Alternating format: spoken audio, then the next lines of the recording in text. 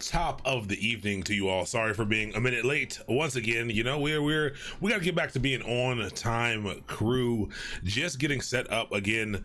I I don't know how my setup always gets so out of whack in between sessions, but I think we're all good today. What's up, B Edwards? How are you doing? Toasted Zergling, you are a simple man. I like it. And when you see me go live, you jump in the channel. I love it. How are you doing today? I hope you're doing well. What's up, Simon Matt? How you doing today?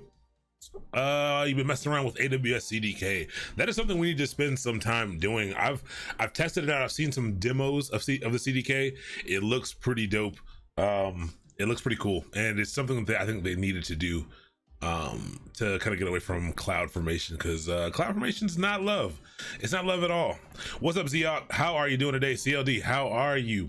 Willie Mammoth, is good to have you as well. Nor Rollers, hello. Sully, I feel like it's been a while. How you doing today? Yeah, you know, so late. You know, we were really making it on time for a while there. But welcome to Tuesday. Welcome to the third week of Decoded. So we're getting there. We're already 25% done with the entire course. So you should be wait, every time I do the math wrong, this is number, we did, first floor, yes, we're 25% done.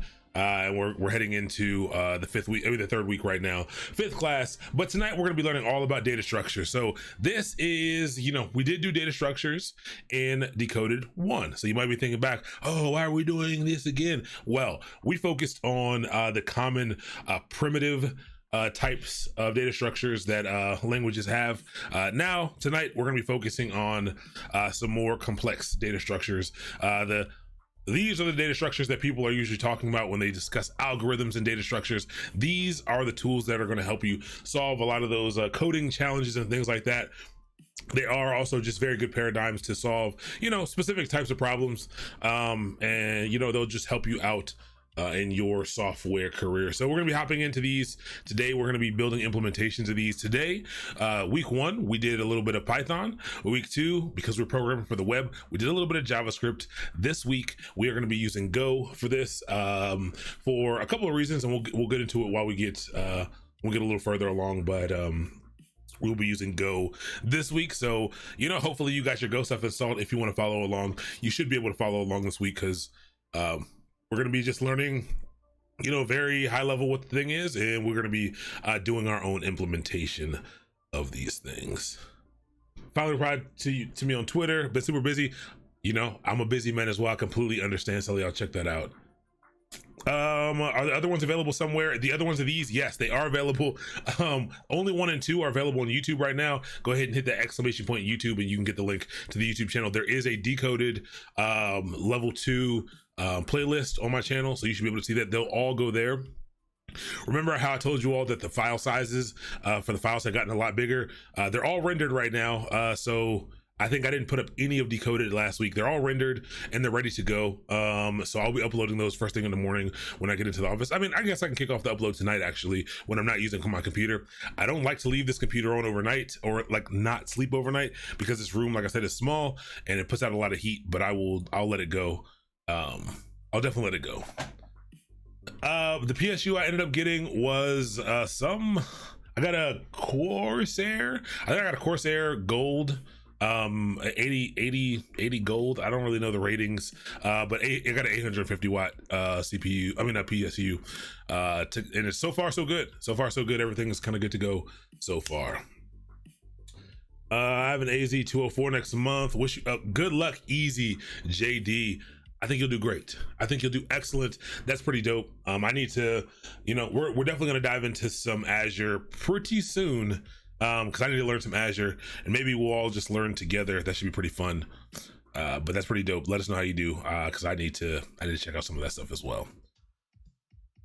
Let's see. Okay, do you have any Cognito auth OpenID content? Not right now. I don't. I've done a fair amount with Cognito. I've done a little bit with OAuth, but I don't. But that's actually a really good idea. I have a whole content calendar and things that I've been working on, and now that I have some people working with me, maybe we can get some of this stuff out faster. That's a great idea, Nor. I'll definitely write that down. We're learning how to structure the data. That is exactly what we're gonna do. Gold coarse hairs. Yeah, that's the PSU I have. I got a gold coarse hair power supply, and it's working. It's making my computer work. The electricity, the way that it flows through that coarse golden hair, you know, it works. It's very efficient, and I really do like it. So you've been going into the physical office? Yes, I have been going into the physical office. I'm splitting the HQ. I think this is where, I'm going to turn this into a little more of a studio, and this is where a lot of the creative content will come from. And I'll do a lot of my recording here because this is where all my cool stuff is. This is where my big computer's at. Whenever I need to do some video editing and things, it'll be done here. But my day-to-day tasks, while I'm making all these phone calls and doing all these other things, I'm going to be doing out of the office. It is really, I found it to be really nice to have some separation between those two things, because this stuff feels more fun to me, and so it doesn't quite feel like work. So I never want to do the boring work things when I am here. So it's nice to have a split for that. So first half of the day I'm usually doing the more tedious stuff, and then here I get the creative stuff done. I got a 3900X. I should have held out for the 3950. At the 3950, I haven't even put it through its paces yet. I will say that I'm still trying to figure out, and again, people have offered me lots of help. I'm still trying to figure out why I get, the only really game I play right now is Call of Duty Modern Warfare, and I get weak frame rates for what I have. And I thought it was my memory at first, but now I don't think it's my memory anymore. My memory speeds, and I know Ryzen really likes memory speeds, but I'm not getting the frame rates that I should be. I have a 2080 Ti, I play at 1440, even when I play on low or medium, like low to high doesn't really change my frames that much. It changes it by like 5 to 10 frames, which is super odd to me. And I'm only getting like between 100 and like 120 at any given time. I really want that sweet 144 hertz. I'm spoiled, I'm very spoiled right now. But yeah, I know I've seen a bunch of things about overclocking memory. So I think I'm gonna do the memory overclock stuff with whatever tool I keep seeing out there. But I'll definitely try it out. All right. Yes, start cramming for that SA Pro. I need to start cramming for mine as well. I am signed up for the SA Pro. I'm signed up for the SA Pro in November, and I didn't realize how close it was to November, to be 100% honest. I signed up for it in November, like back in like August or something, and I need to start studying for it as well. I don't know. Are you sure you're running PCI on Type 6? I don't know, Sin City. No idea. Maybe that is a problem. So I do have all of my PCI slots are full except for one, I think. So maybe that's a problem. I have it on the top one. I hope that's good, but okay, I'll definitely do some troubleshooting later, because I do want those. I played a lot of Overwatch at 144. I play Valorant at 144, and it's surprisingly noticeable to me to play at 100. It's like super noticeable. But yeah, we'll figure it out. See, man, this is why I love y'all. Y'all are so knowledgeable on all the things. All right, let's get started tonight. Nope. I didn't say it last time, and we were good. We got out of here at like 9:15, 9:20 when I didn't say it. So I won't say it, and we will get going. And let me get you these slides. Let's see. Let me move this down a little bit. Let's open it on up.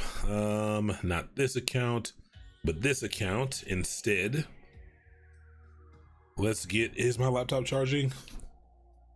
Now, it doesn't say it's charging. Oh, you know what's funny? This is exactly, I was experiencing some slowness earlier, and I didn't realize, I don't know why this is connecting to the Xfinity Wi-Fi network instead of Mastermind, which it should be connecting to every single time, which is significant speed difference. I'm not connecting to 5 gigahertz because there's a lot of floors and like walls. I'm not saying a lot of floors like I live in a huge house, because I don't. But there's a lot of like stuff in between here, and the signal's much better on 2.4 up here, at least. All right, so let's get you the slides today. Drive. There are a few slides. The slides are super light tonight. I mean, there's like 16 of them, I think, but they're super light on content because we are going to be spending time. We're going to be using the whiteboard a little bit today.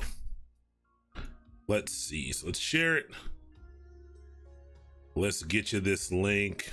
Get it to anyone who wants it. We'll copy that link.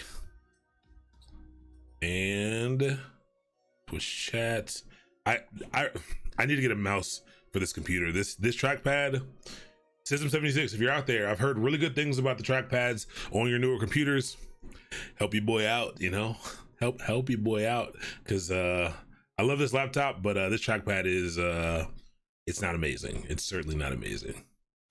All right, let's see. So that's there. You should have that now. Commands, edit, slides.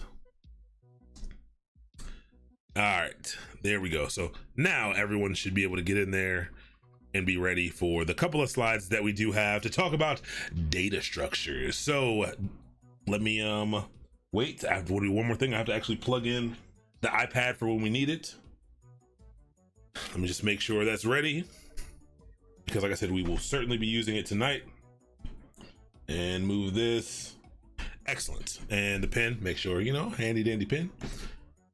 Let's go. Decoded. A journey into software engineering and computer science, day 5 of 16. We are making it pretty far along. So today's topics, the things that we're going to be discussing today, is simply what in the world are these data structures that people keep talking about.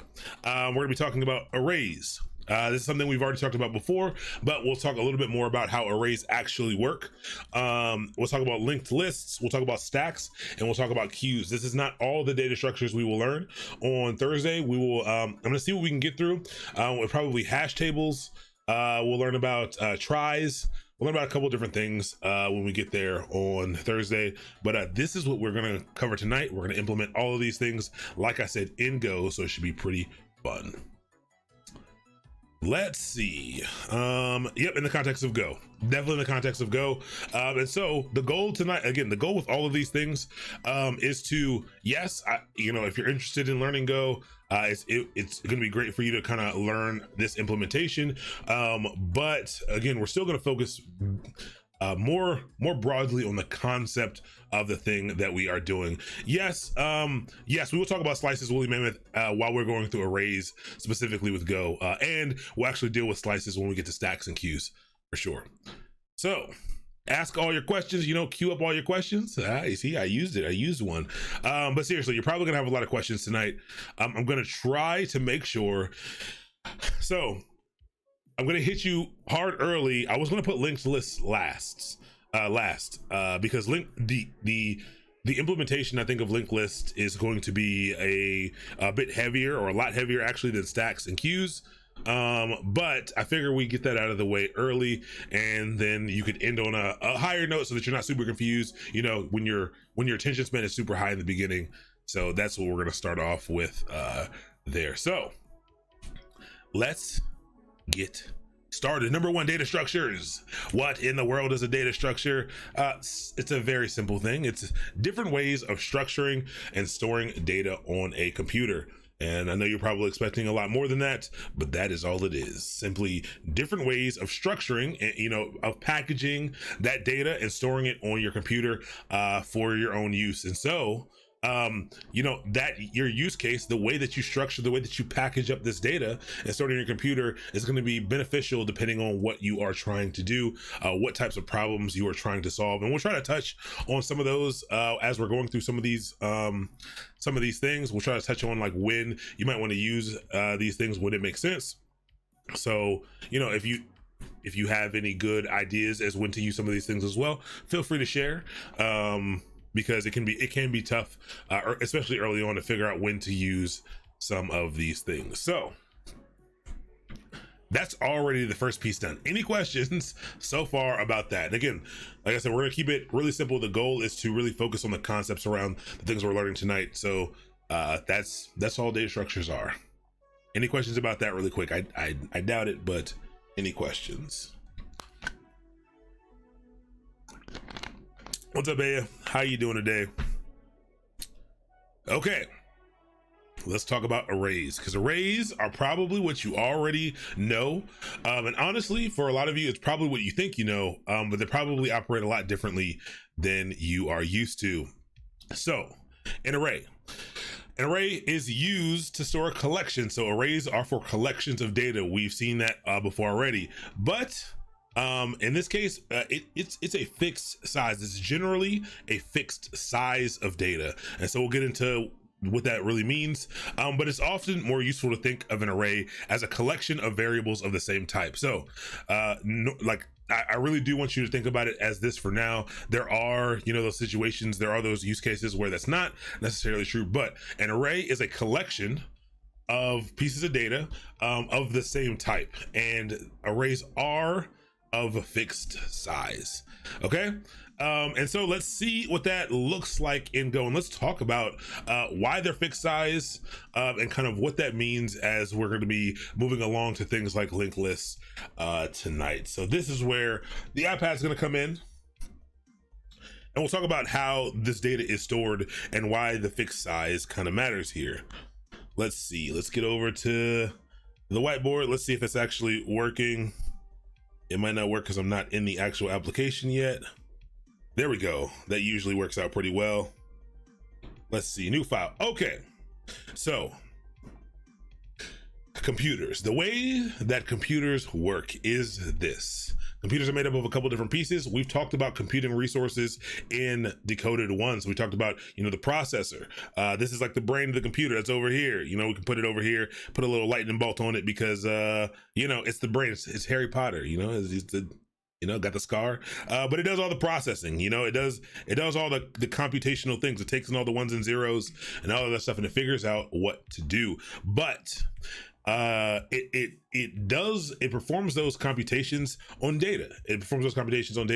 And data comes from two places. Data can come from two different types of storage. You have two different types of storage on your computer. You have your hard disks, so your hard drives, which is permanent storage, which is non-ephemeral storage. So I'll put this here. So this is your SSD on your computer, your hard drive, the bigger number. You might have a terabyte of data here or something like that. And then you actually have these little sticks here called RAM.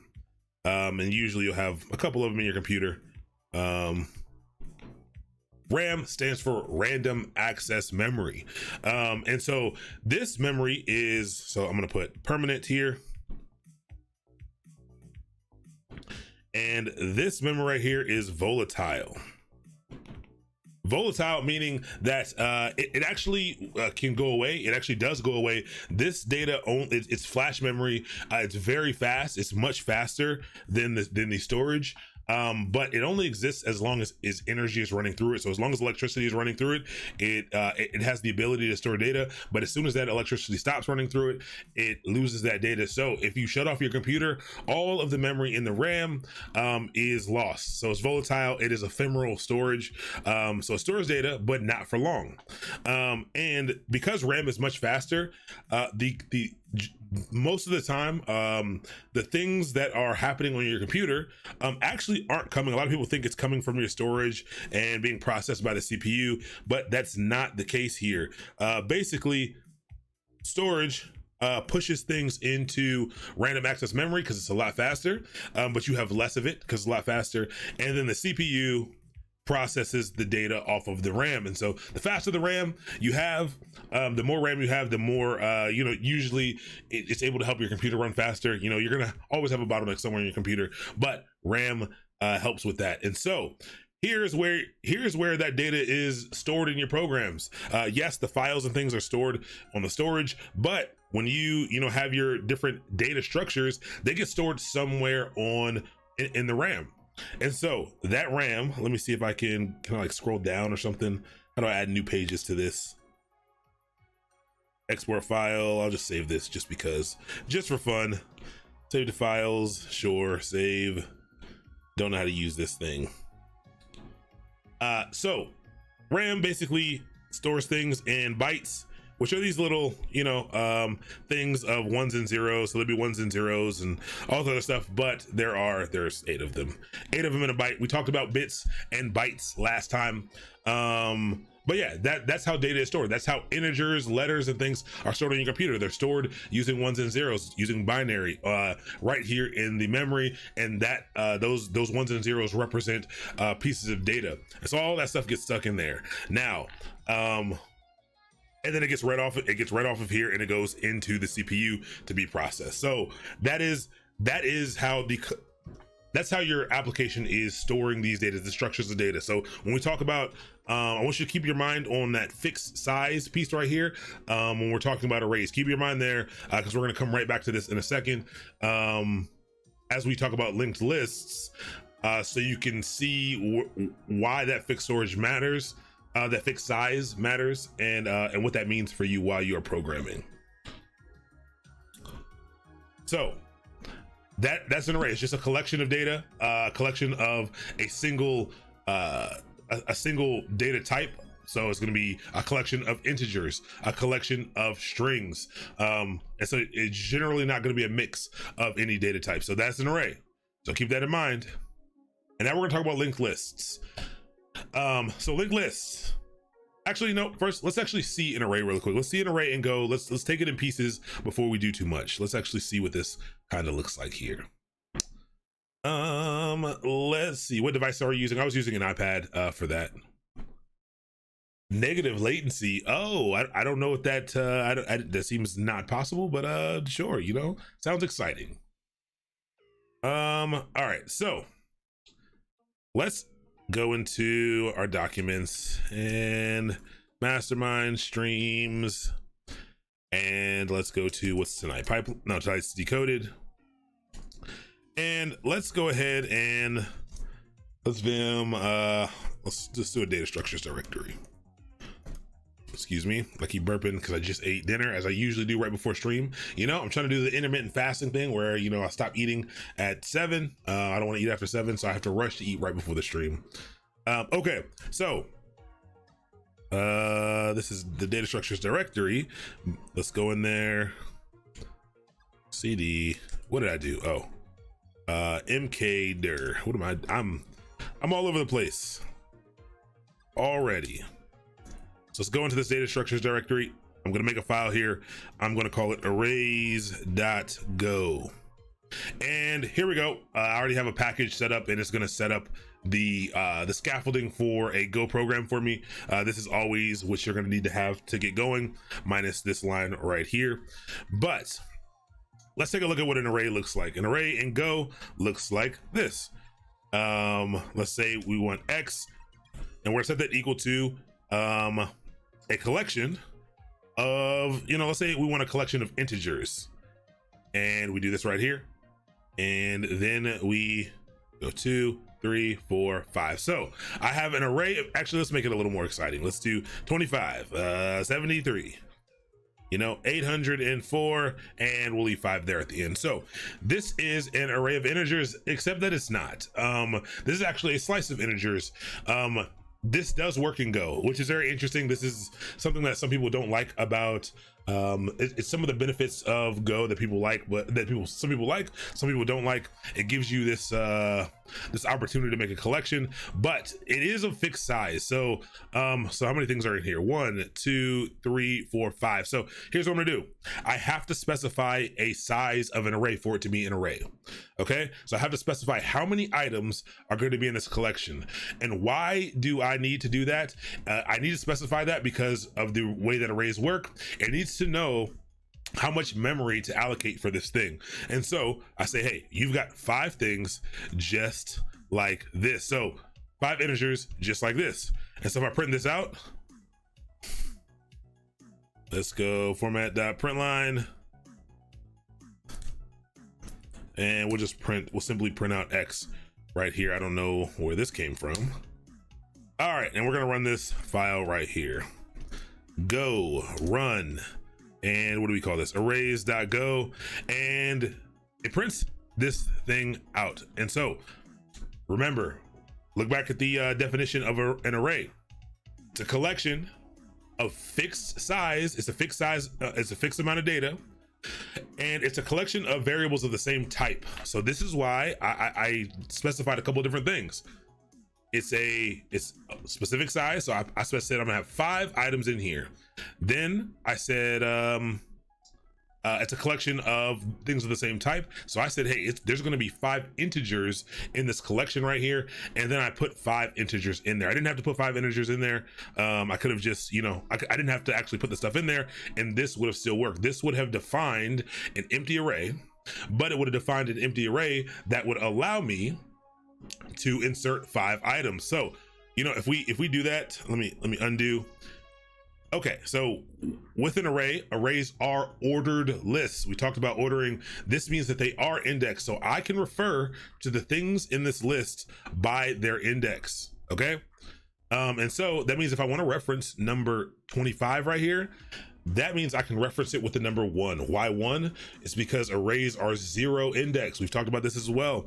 So the numbers, the indexing actually starts at 0. So the thing that's in the first spot is actually in the 0's place. The thing that's in the second spot is in the 1's place, 2, 3, and 4. So if it has 5 items in it, it's only going to go from 0 to 4.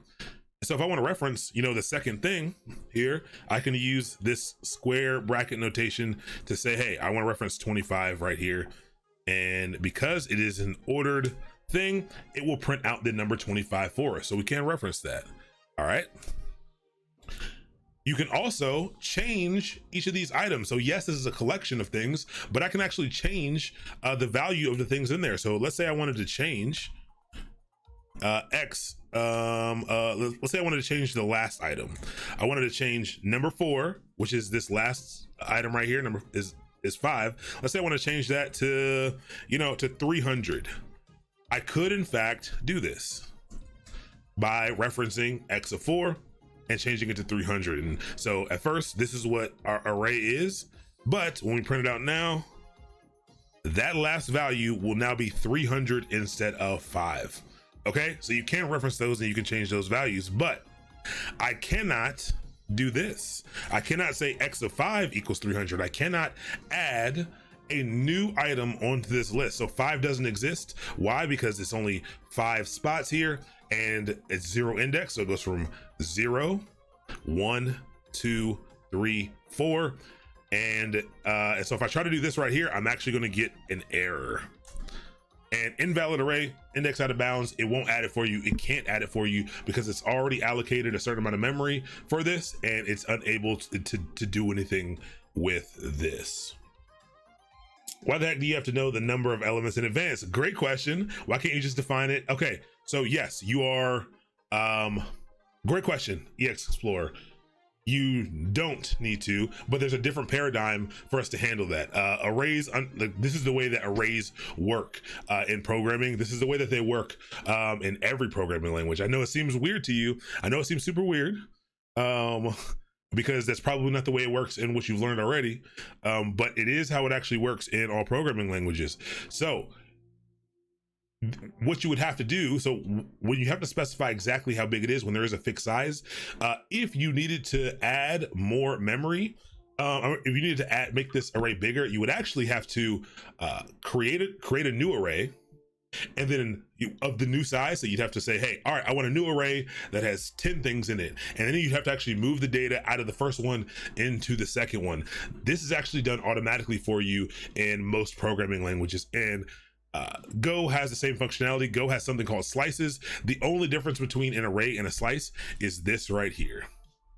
Remove the number. If you remove the number, this can in fact happen right here. Pretty sure this can happen. Let's see. Let's see a minute ago. It only gave me extra status 2. But I can add any number I want here. 0, 1, 2, 3, 4. I wonder why that didn't happen. But we'll mess with that in a bit. But all you got to do to make a slice of a type, which is underlying the slice is arrays, or it's using arrays underneath, and it just does all the magic for you underneath. Slices allow you to have, if you're unsure how many items are going to be in this collection, then you can use a slice instead of an array. Now, if you do know how many things are supposed to be there, it is helpful it is helpful for you to, for performance reasons, it can be helpful for you to specify exactly how big you want this thing to be. But this is a paradigm that Go has. Some other languages do not provide a functionality for you to handle arrays like this. You actually have to handle arrays completely manually, but most of them do. Most of them allow you to do something. So like a list in Python, a list in Python is a little bit different. Python actually does have an arrays package, which allows you to use arrays a little more traditionally, but most languages just have syntactic sugar and magic over top of the arrays functionality to provide you some easy functionality for you to kind of get stuff done quickly. But yeah, so let's talk about why the size is fixed. So let's talk about why an array versus a slice, what kind of is going on under the hood here. Let's see, let's get the whiteboard back. All right, this is why this matters. So let's delete this. Let's draw a long thing here with all the little blocks for your memory, for your storage. So there's ones and zeros and ones and all this other stuff that's fill up all through here. When you save, when the program saves this array, you say, hey, cool, I have 5 slots. It'll take up, it's gonna pull out the things that it needs. Okay, it's gonna pull out the space here. It's gonna allocate this memory for you to use for this thing. Now, if we wanted to extend this, the problem is this collection is these storage blocks are right next to each other, and the problem is we don't know what the computer is doing. The computer is random access memory. The computer is doing is handling the allocation of this stuff. We don't know if these blocks right here, we don't know if the blocks that are right next to this, we don't know if they're going to be free. The computer doesn't know if they're going to be free. So that is why arrays can't just be appended onto. And so what happens is, you have to underneath the hood, a slice would basically just do the work for you to, say, all right, cool, no more do I have 5. I'm gonna go ahead and I'm now gonna allocate all of this. And it really is probably allocating in a completely new location. It's probably pulling it somewhere else, and then it's transferring the data out and back into the memory in the right location that has more space. That's what's kind of happening under the hood of when you see something like that. So if you're not dealing with the arrays manually, the programming language is doing these fancy things for you under the hood, and that can have a performance impact. For sure, can have a performance impact, the way that you allocate memory and so forth. So that's why kind of understanding how arrays really do work can be pretty important, especially if you're working in a place where performance is key. And we're gonna talk about in a second, when we learn about linked lists, you're gonna understand a little bit more about why that matters so much. Mainly wondering why a modern language has a requirement, a certain Pascal, so defining arrays is not new, but I'd hope 2010 language would do it for me. Yes, it will do it for you, but it's performance. Yes, computers are much more powerful, but also we're operating at much larger scales nowadays, and so performance is key. And yeah, well, I think Woolly Mammoth is hitting it right on the head. Okay. But yes, locality reference, I've never heard it referred to that, but that makes perfect sense. For these collections, the data needs to be together. The data needs to be in memory together. And defining an array may, if you need to make it larger, that memory that's right next to the memory that's already allocated is probably not available or may not be available. So it can't be allocated properly, and everything needs to be moved over to a new section. So that is an array. All right. And again, that's not unique to Go. The way that we're working with it may be unique to Go. You may have never seen this, but it is not unique to Go. Let's see. Arrays.go, unknown command, help. Go arrays.go. Yeah, is Go in your path? Arrays.go. Oh, you just typed in go arrays.go. You have to type in go run arrays.go. So you have to run the file. So it's go. Let's see. You have to do go run and then the name of the file. That is how you would do it instead. You just need that. You just need the actual command of what you want to do. What's up, Korth? How are you doing? I'm glad you made it on time. We're early. We're very early on. You know, we just hopped in with a little bit of information about arrays, but now we are about to hop into the good stuff. So again, arrays are important, and the reason why it's good to talk about arrays, we're really only so yes, you do need to understand what arrays are and what they do, but the real reason why you need to know about them is for performance and to put into context why things like linked lists exists, you know, for performance reasons and when to evaluate them.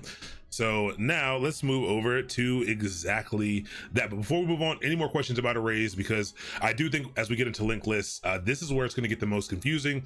Tonight, I'm serious. After we get through linked lists, I actually think you're going to find stacks and queues to be very, very simple. I think you're going to find the idea of linked lists pretty simple, but the implementation of it might feel a bit odd. But this is going to be the first time that you're probably implementing a structure of data that's not primitively in the language already, where you're having to create this structure yourself. So any questions before we move on to, like I said, what's probably the most complicated part? Having not to put data type and being about to put data type in the same array is a Python blessing. Yeah, so yes, so Python lists are a blessing, for sure. I 100%, yeah, they are. I do enjoy it. And so if you have to do some type of project where that might be something you need to do, then that might be great. But I would also argue that every language has something to help you out. With stuff like that. Yeah, we can't make a collection of something like that, but there's probably a way to structure your stuff differently, specifically structs in Go that might help you out with something like that if you do need to mix up data like that. But you know, I certainly understand. I am a Python fan. I do love Go the most, but I am absolutely a Python fan. So you know, I get it. I definitely get it. I'm certainly I'm no language elitist at all. Like everyone's like, oh yeah, this language is perfect. You know, every language has its place, and most languages will do most things.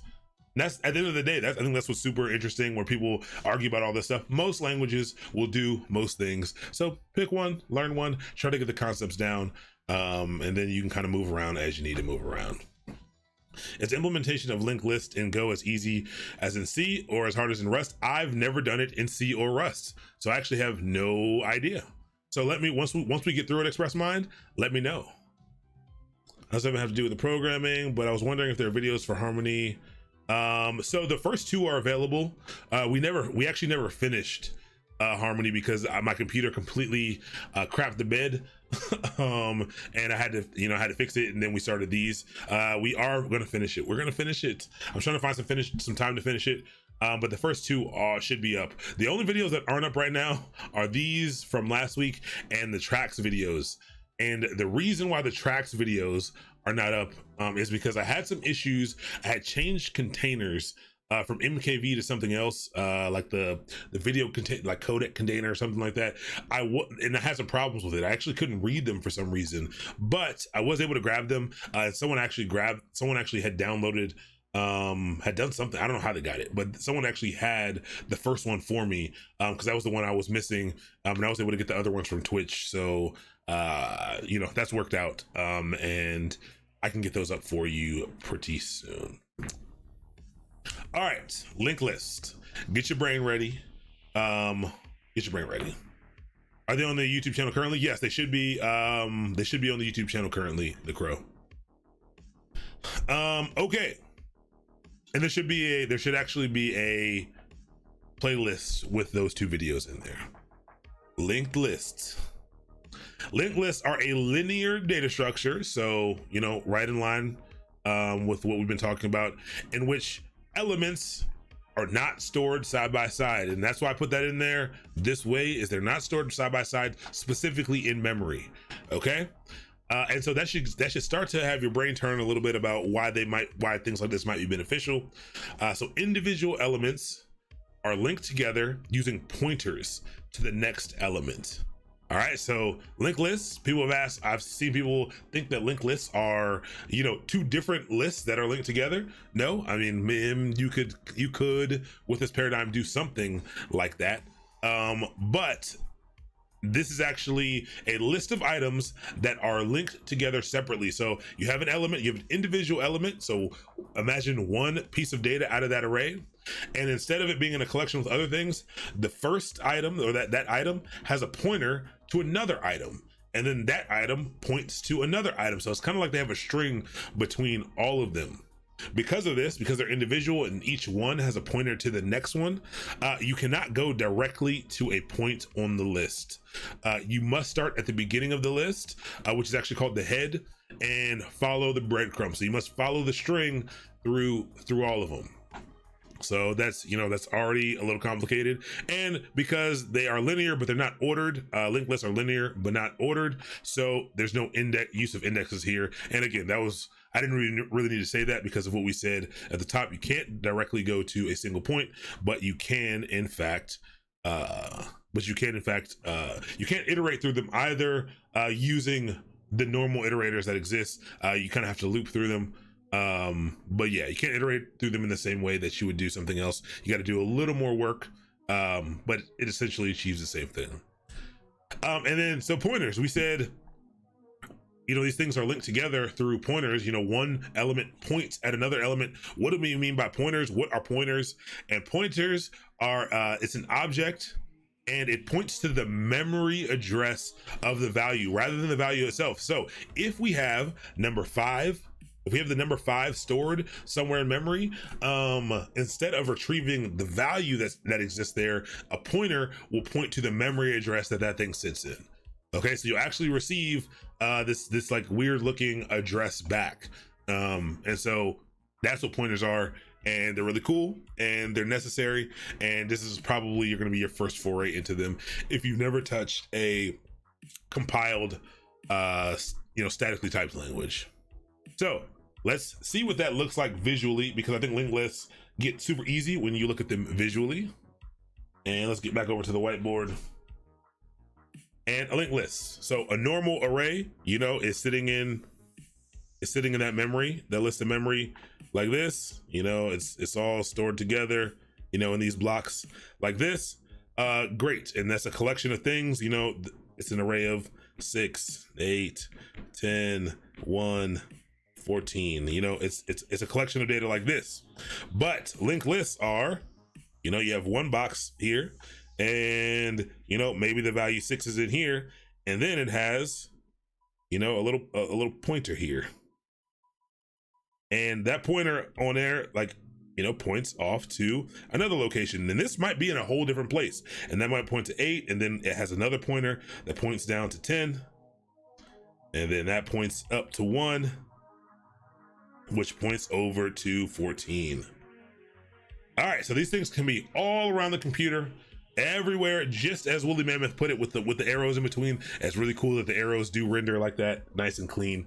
But that is the difference between a normal collection and a linked list. Single elements that have a pointer attached to them that point to the next item in the list. Now, that's the basic implementation of a linked list. So yes, you know, you can have it to where things are going a one way.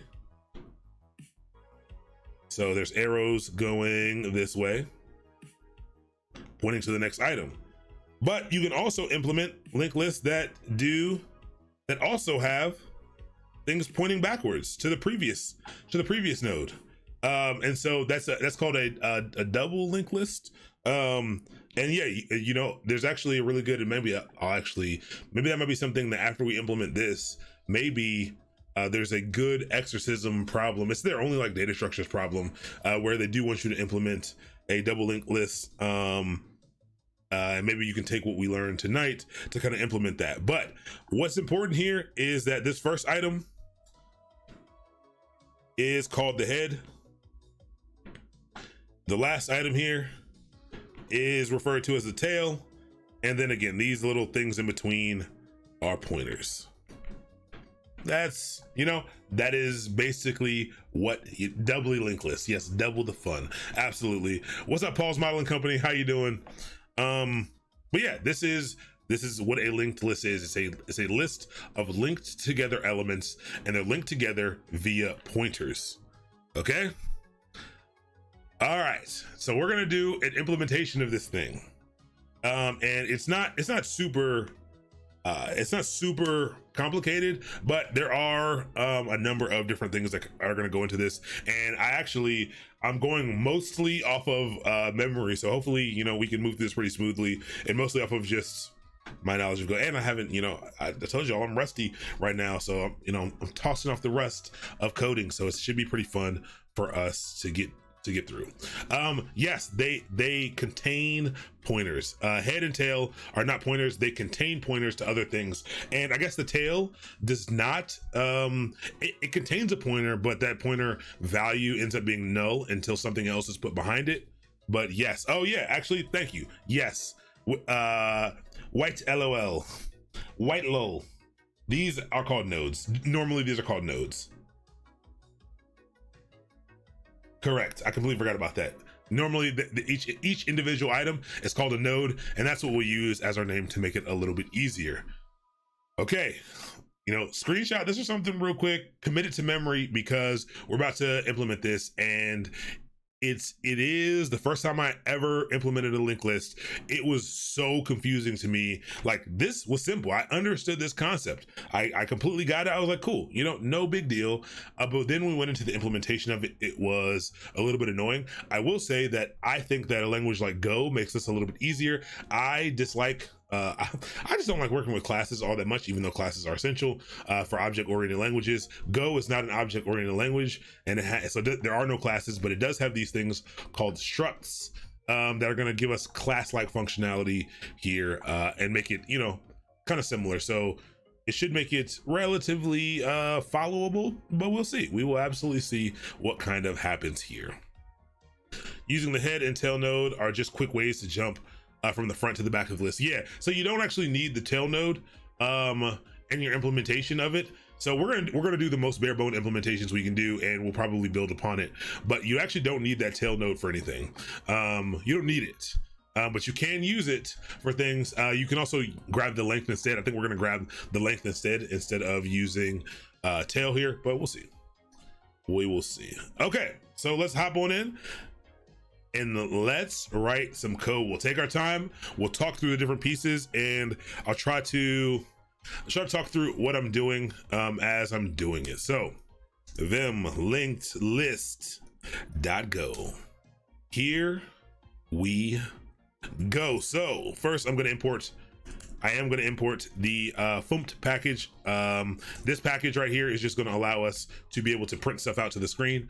So we do in fact need that. Wait, but first off, before we get going, there were a number of follows. I skipped over all of them because I knew we had a lot to do tonight, and tonight is very important. But first off, Jose, welcome to the channel. VC Pale, welcome. Aunt Slappy, it's good to have you. Yolo Schmolo, love the name, welcome. Gabriel, Alson, Erish, and Ranvengen. I tried it. I think I got it. De La Torre, welcome to the channel as well. D Hansiel, you followed a little while ago, but I do see you. And Quars, thank you so much for the follow. Good to have you here. So we can implement this linked list. So here's what we're gonna need. Go does not have any classes. It's not a class-based system, so it is classless, and that does not mean it's deplorable, but it just, you know, it doesn't have any classes. But it has things called structs, and what structs allow you to do, this is a statically typed a compiled language, and structs allow you to create your own data type here. And so you might think, oh cool, we can just take one of these structs and we can basically build a linked list out of it. And yes, but no, our linked list is actually going to take a couple of different structs here for us to build this thing out. And so maybe let's put some comments really quick on kind of what we're going to have to do. All right, so we have these things. I'll try to talk through the things that we need to do, and then we'll try to implement it. So first thing that we're going to need to do, or something that we're going to need to do, is we're going to need to implement the structure of a node data type. So we talked about those individual blocks, those individual elements being a node. So we can call it whatever we want. I'll call it nodes, or we can call it elements, whatever works. We call it nodes of a node data type. Okay, so we're gonna need to do that, and so that we know what that thing looks like. So we know what that kind of element, that individual element looks like. And then we're gonna have to implement the structure of the linked list itself, of the list that we want to have. So we're gonna implement the structure of the node data type. Then we're gonna need to implement the structure of the list, and then we're gonna need to be able to do certain things with the list. The list, you know, we can specify the structure, but you know, think about the primitive data types that you know of in your languages right now. Think about all the cool things you can do with the list in Python. Think about all the things you can do with an array in the other languages that you know.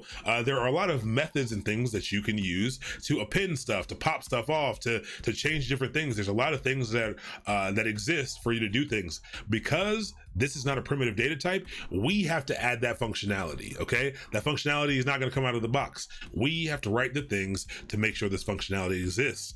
And so what are the simplest things that we may need to do with a list like this? And in any order matters. I'm trying to think as linearly as possible. And I would say, hey, maybe we need a way to add items to the list. Maybe we need to have a way to delete items from the list. And I think it also is going to be good if we can see what's in the list. I think this covers kind of the basic things that you may need to do. If anyone thinks of any other basic things, then let me know. Yes, there's no, you have to implement. So Go, you have to implement a lot of things. There's not an implementation that I know of. Maybe there's some kind of library that'll allow you to do it, but no, we are, even if there was, we are going to implement linked lists completely on our own here. But I don't think there's an implementation of linked lists. I think this is how you implement it. I'm pretty sure, actually. All right. Yes, the bash RRC autocomplete is certainly helpful. Yeah, you often don't have to access the tail. That's true in my experience. I haven't had to access the tail often. If you know the head and you know the length, at least, you can do a lot of different things. So do you have to start from the beginning node, or is either end fine to get the pointer? So you have to start. So you have to start at the direction that the links go. So if you don't have a doubly linked list, like if you don't have links running both ways, there's also circular linked lists as well. So there's other ways to link the nodes together, but you can't start from the end. You can't really start from the tail and work backwards. At least not that I know of. At least I don't think you can start from the tail and work backwards. Can we see an individual node? That's yes. That's a good idea. We'll put that on here as a stretch. See individual node. I mean, we're gonna know what's in here anyway, but maybe we can put in something that can stop and look at an individual node. Maybe split and merge. After understanding the add and delete, split and merge is a good homework. Yeah. I mean, yes, I think the delete is going to give us some of that, like a little bit of that understanding. But yeah. We can definitely put in something like that. Probably, maybe that's good homework. I think you're right. I think that's a little bit good homework. All right. Yes. So I've never had to. I've only had to implement a linked list one time in my whole life, in a real world application. And that was for something that I was trying to do. And it's the exact thing that everyone usually goes through. I was going to do it today, but I was like, nah, we're not going to do that. We're going to learn it kind of in its native self. But one of the most common use cases for a linked list is think about something like a playlist. You know, if you're trying to build a playlist, you know, you're going to pop on these nodes and tell it, you know, what's next on that list. It's a really good thing to do. But yeah, queues as well. Playlists work really well with queues, but these are linked lists are used a lot with them as well. So let's start to do some of these things. We probably missed some stuff here. No idea if we did or not, but we'll figure it out as we are going along. So First thing we're going to do is set this up. So the way that you set up a struct or a structure of a type here is going to be type, and I'll call it node. I'll call this node. That's the name of this type. So now, like the same way you have an int or you have a the same way you have an int or a string or something, now this is going to give us a data type basically of node, and we're going to call this it's a struct, and we're going to open it up, and in here we get to structure what the data looks like. And so there's a lot of different things you can do here. We'll keep it super simple, and we will just call it, we'll put as if this was a play, maybe kind of playlist. Like I'll say, hey, we're gonna have a piece of data in here that's called name, and it's gonna be a string.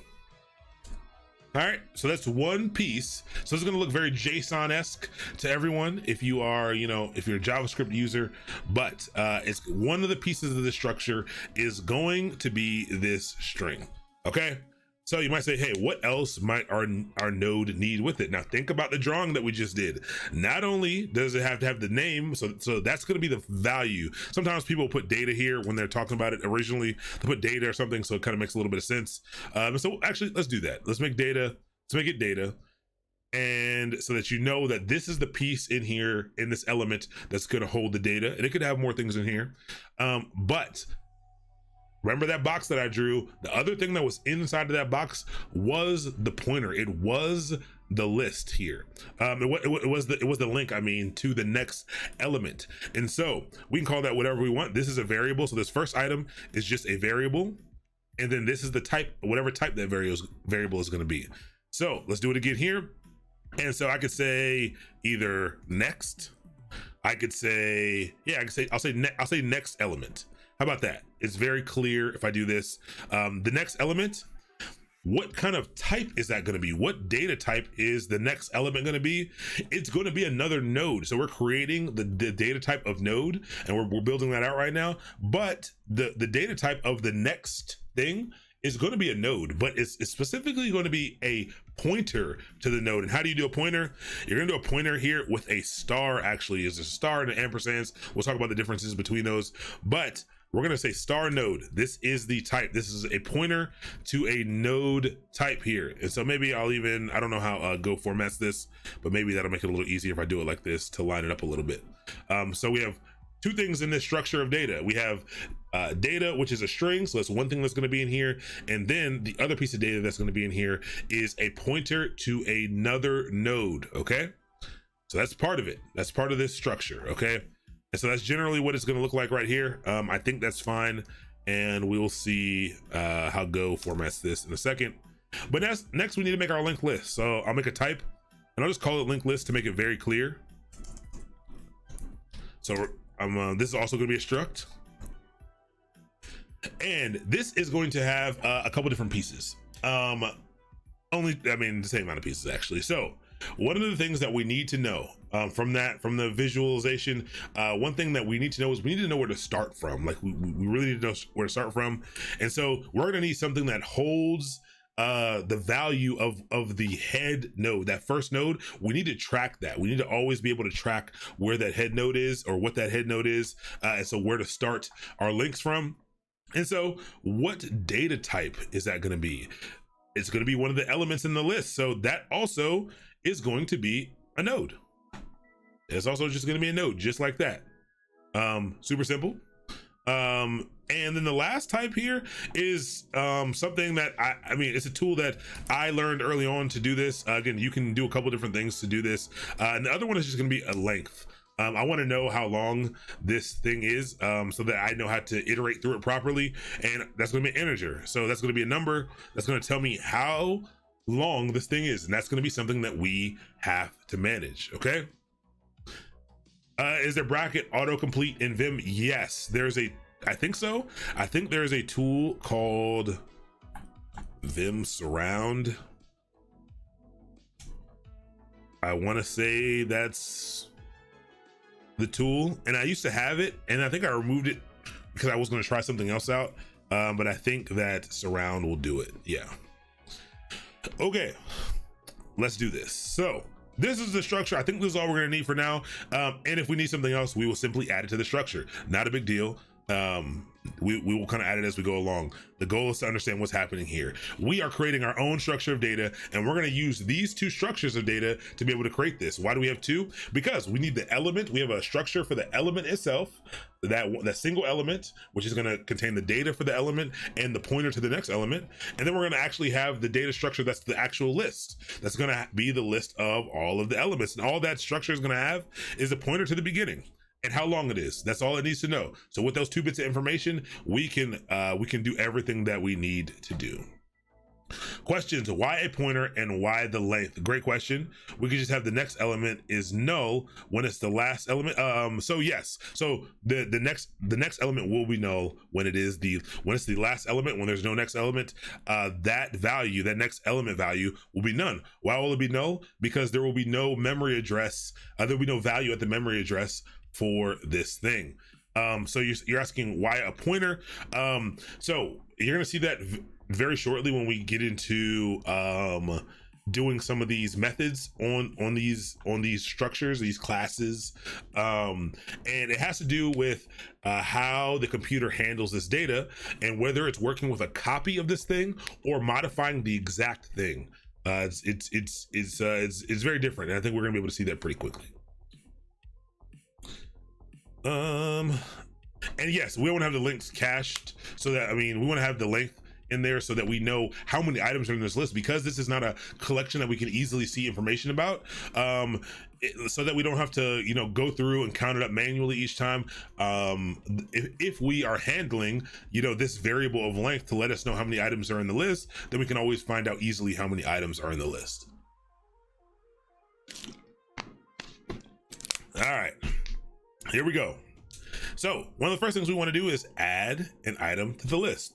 So it makes len list O of 1 instead of O of n. No, I don't understand that. O of 1 instead of O of n. Oh yes, correct. You are absolutely correct. I had to read that slower because sometimes my mind doesn't work. Also better to know the length in case that you have a circular list. Yes, remember we said you can have a list that is doubly linked, which is forwards and backwards. You can also have circular ones as well. I didn't draw that just because I thought it would be a little bit confusing to go through. But yeah. But what makes LLs an unordered data structure? So they are linear. It's a linear data structure, but it is unordered in that it can't be indexed properly, because what makes it unordered is actually the way that it's stored in memory. So those index values don't work properly. They don't necessarily work in the way that you would think they would work in the exact same way. There's some paradigms that you can create around it to kind of know the number, because how many the amount of jumps you have to make to get to where you need to go sometimes. But yeah, it's because they're not stored in the same place in memory. And this is Go. We are using Go for this right now. So let's add some items to the list. Let's write ourselves a function to be able to get items in this list. Now, func is how you specify a function here. So this is where it's going to get really confusing to some of you, I think. Go, this is not a class, and so methods are functions that are applied to classes, so that you can do the dot notation and call a function on that class and do some cool stuff. You can do stuff very similarly here, and but you've got to do this method receiver here, so it's going to look different from a function. A function normally looks like this. A function normally looks like func. Maybe we want to add two numbers together, so you might say func add nums. And then you put in what this thing's going to take in. So you might say it takes int 1 and int 2, which are both integers. And maybe it spits out a sum, which is also an integer. And this is what your function might look like. This is what your function signature might look like. Okay, great, phenomenal. Looks, fairly standard for what functions look like.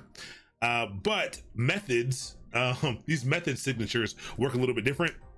And so you're gonna have this method signature up front, and so we need to specify what it is that we want this function to apply to. And so the first thing we're gonna do is we're gonna have it apply to the linked list that we're talking about. So I can give it a variable the same way that we can give anything a variable. I can call it, let's call it my list. I'll call it my list right here. And the type is linked list actually. All right. So that's the type. So my list is the variable and linked list is the type, but we're actually going to do this right here. We're going to add a little star here, and we're going to add a star here because we want to point at the actual linked list that we create. Once we actually get the list created, we're going to be passing around the actual list. We're going to be passing around the pointer for this actual list that's going on. So this is I forgot there's a name for this like it's a pointer signature instead of a value signature or something like that. Don't know. Sometimes I mix the things up, but that is the first piece that we need here. Now the rest of the function works kind of as normal. So we can call the function whatever we want now. So we can call this, add node. Let's make it very clear. So when people are coming back through here to look at this, people know exactly what's happening. We're going to call this add node to list. Long function name a little bit. I don't really love it, but it's very clear on what's going to be happening here. So we're going to need to add a node to the list. Okay. So we're going to use this function that adds a node to the list. But what's that going to take? If we're going to write a function to add a node to the list, what are we generally going to pass in? Sounds like we need to pass in a node. And so I'm just going to put an N for node. And we are also, again, we are going to, the type of thing that we're going to pass in is node. So that structure is called a node. And so we're actually going to look at the, I guess we'll pass in the pointer value. And so we'll pass that into the linked list. So we're going to be passing a node into the linked list. All right. And so now we have to do all of the work to get this thing added in. So take a second, ignore the language a little bit, but like think about how you would add something to anywhere. And so it's kind of weird because you're going to automatically go to thinking about how to add stuff, to the list that you know of, to the arrays that you know about. You're gonna think about, pushing things into there. But this is going to work a little bit different. We're really going to just be, sometimes I like to call linked lists symbolically linked lists, because again, it's not the same type of collection that you're used to, and we're just kind of creating these pointers. So we're really just going to be moving around what data points to. And the first time I saw it in action, I was like, this is super odd. And then once I sat down and thought about it for a little while after I seen the original implementation, it seemed to make a lot of sense to me. Okay. So here's what we have to do. And maybe visually this may help. Let's get back over to the whiteboard a little bit because this can be a little annoying. Let's say we have, node 1, which goes to node 2, which goes to node 3. My boxes are getting worse as I go along the page, which goes over to node 4. All right. What needs to happen basically as we begin to add things is, let's say we have, in the beginning, we have nothing. That's a little squiggly brace. Nothing is in there. So we need to basically update the data to say, hey, now this thing is number 1. When we stick this thing in here, this is now the head. We need to tell the structure of the linked list says, hey, I need to know what the head is. And so we have to say, hey, cool. All right, we're gonna put in this bit of data. And the first, we need to tell the system what the head is. So we're gonna have to update the head. So we're gonna update the head. And then we're gonna need to update the pointer. So you update the head and then you update the pointer. In the case of the first entry, that's not gonna matter. That's not gonna matter at all in the case of the first entry. But what we're gonna need to do on the second entry is this is gonna have to move. So number 1, the thing that's in the number 1 spot is going to have to move over to number 2. So number 1 is now number 2. Okay. And then now something else gets put in as number 1. So now we have to add in a pointer. So we have to update the head. Then we have to add a pointer. And then we have to basically, for our own purposes, is update the length of of things that are in the list. So now we went from one thing in the list and we've now gone to two things. So we're gonna be moving around data to make sure the head is updated, to make sure that the pointer is updated, and that the length of this array is updated. So it's kind of weird because we aren't really adding these things. We aren't really adding these things to a collection as you know it. We're just again, we're setting these pointers, we're symbolically linking these things together, and so all we're going to be doing really is kind of updating the data that is in here. What's the difference between having func on my list, add node, and having a function that takes the list and adds the node to it? Oh yes, one is it's a method versus a function. It's going to be so methods are really functions that act upon classes, really. And we don't have classes here, but we have these structures. It's a way for us to write functions that know how to act upon these structures that we make, and it allows us to operate with them a little bit better. We actually wouldn't be able to do it in the second way that you're talking about. Well, we could, I think we could, but I think it would be a lot more work. If you're modifying data in the structure, you should use a method rather than a function. Yeah, because it gets a little bit sloppy. Also, what's up, Cophobia? Shout out to Cophobia. First off, let's see.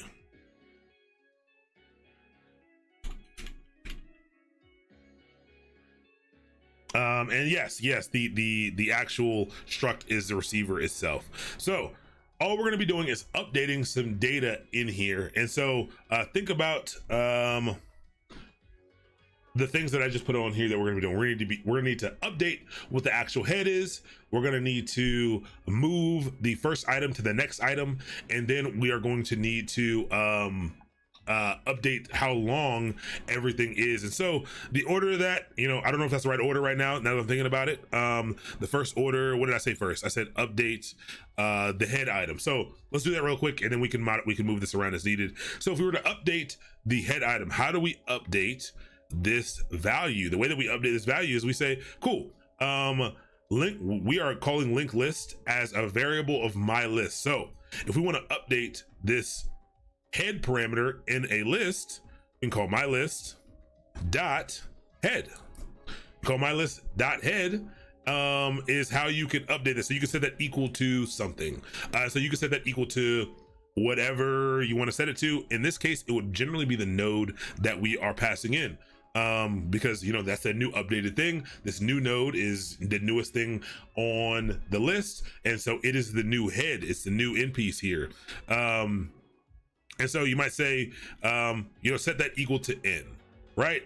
And already this is going to be in the wrong order. This needs to happen, I think second or third in a second. But this is how you would do something like that. We're moving the pointers around. So we're telling our list that we've created. We're telling it that the new starting point when we add this node is in fact this node that we just passed in. And remember, we're putting it in just because that's the variable we described for this.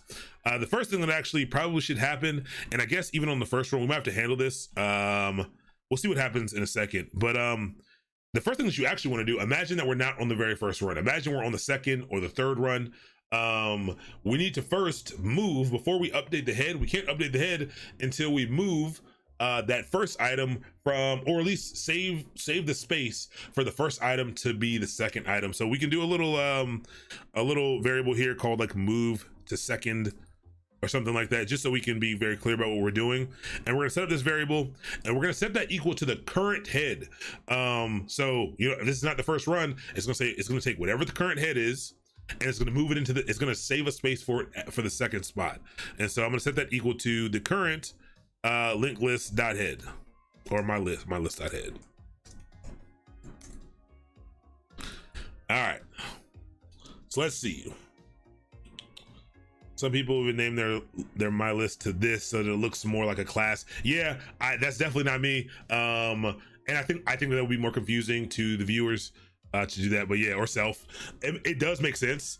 If you are used to to object-oriented programming languages, I think that is a little bit easier to do. So I'm actually gonna let's put some notes in here to make it really clear what we're doing. So the first thing is we're gonna save the current node that is the head so that we can move it later. All right, so this thing we need to know, and I think as we start to run this, we'll start to see what's going to happen. But we need to save the value of this thing so we know how to point to it in a second. So we need to add a pointer to this node once we move it up a slot. We need to move it up a slot, and then we need to push to it. What's up, Alt F4? How are you doing? Shout out to you as well. Good to have you. If anyone wants to know way more about Go and do way more cooler things with Go, please check out the Alt F4's stream and Cophobia. They both do some really cool Go stuff, some much higher level Go stuff. We just don't have the opportunity to do that much of it here, unfortunately.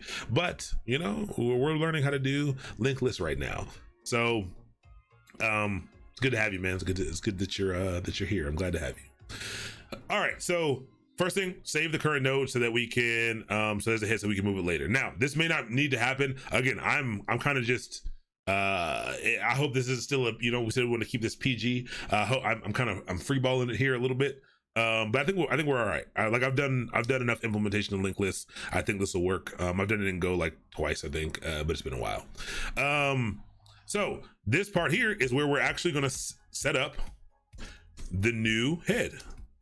So in our list, we're going to tell it where the new head is right here.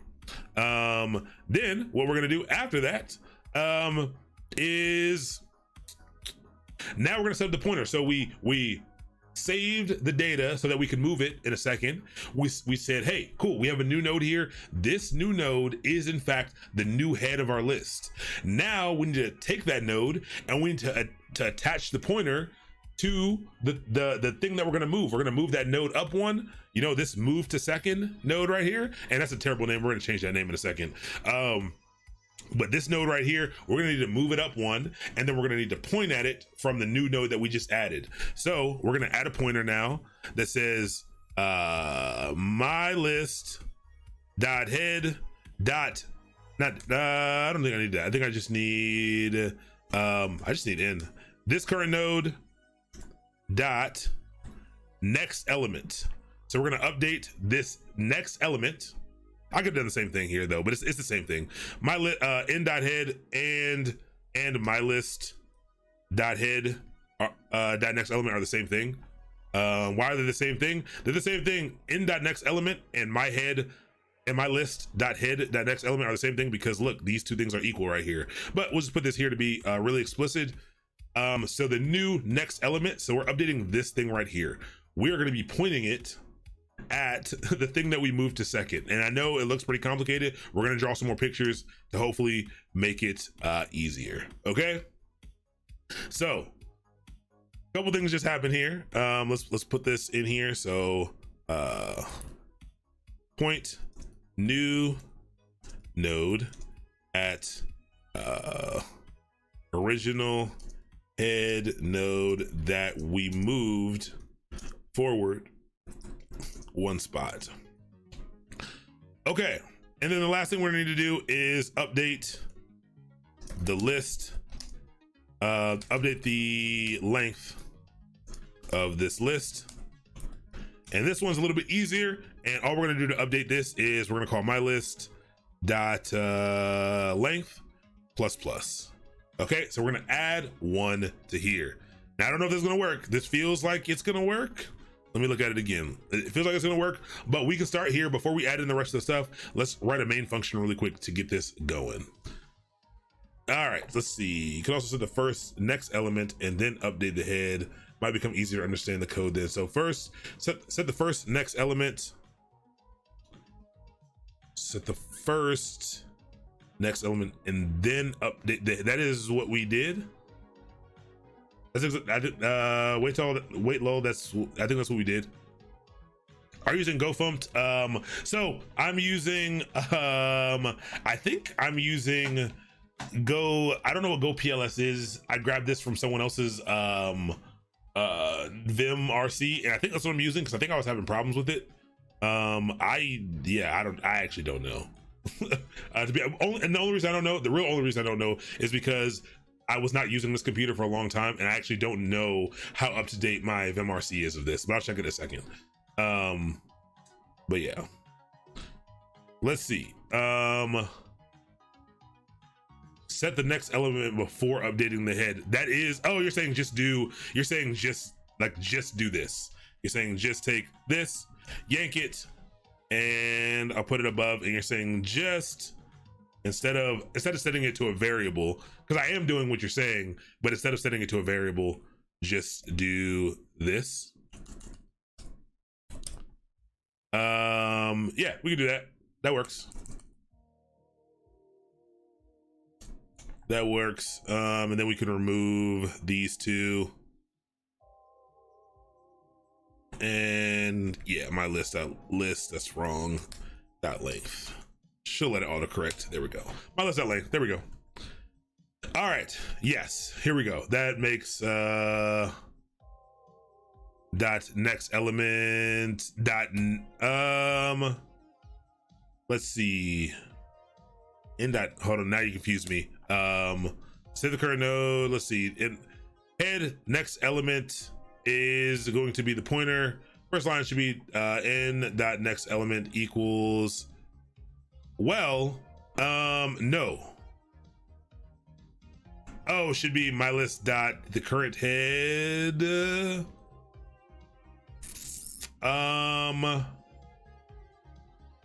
N dot next element. Well, that's going to, hold on. I'm trying to think here. N dot next element should be, so this is going to set the next element of the node that we are passing in here to the head. That makes sense. Yep, that's literally what it says right here. Yes, that makes sense. Cool.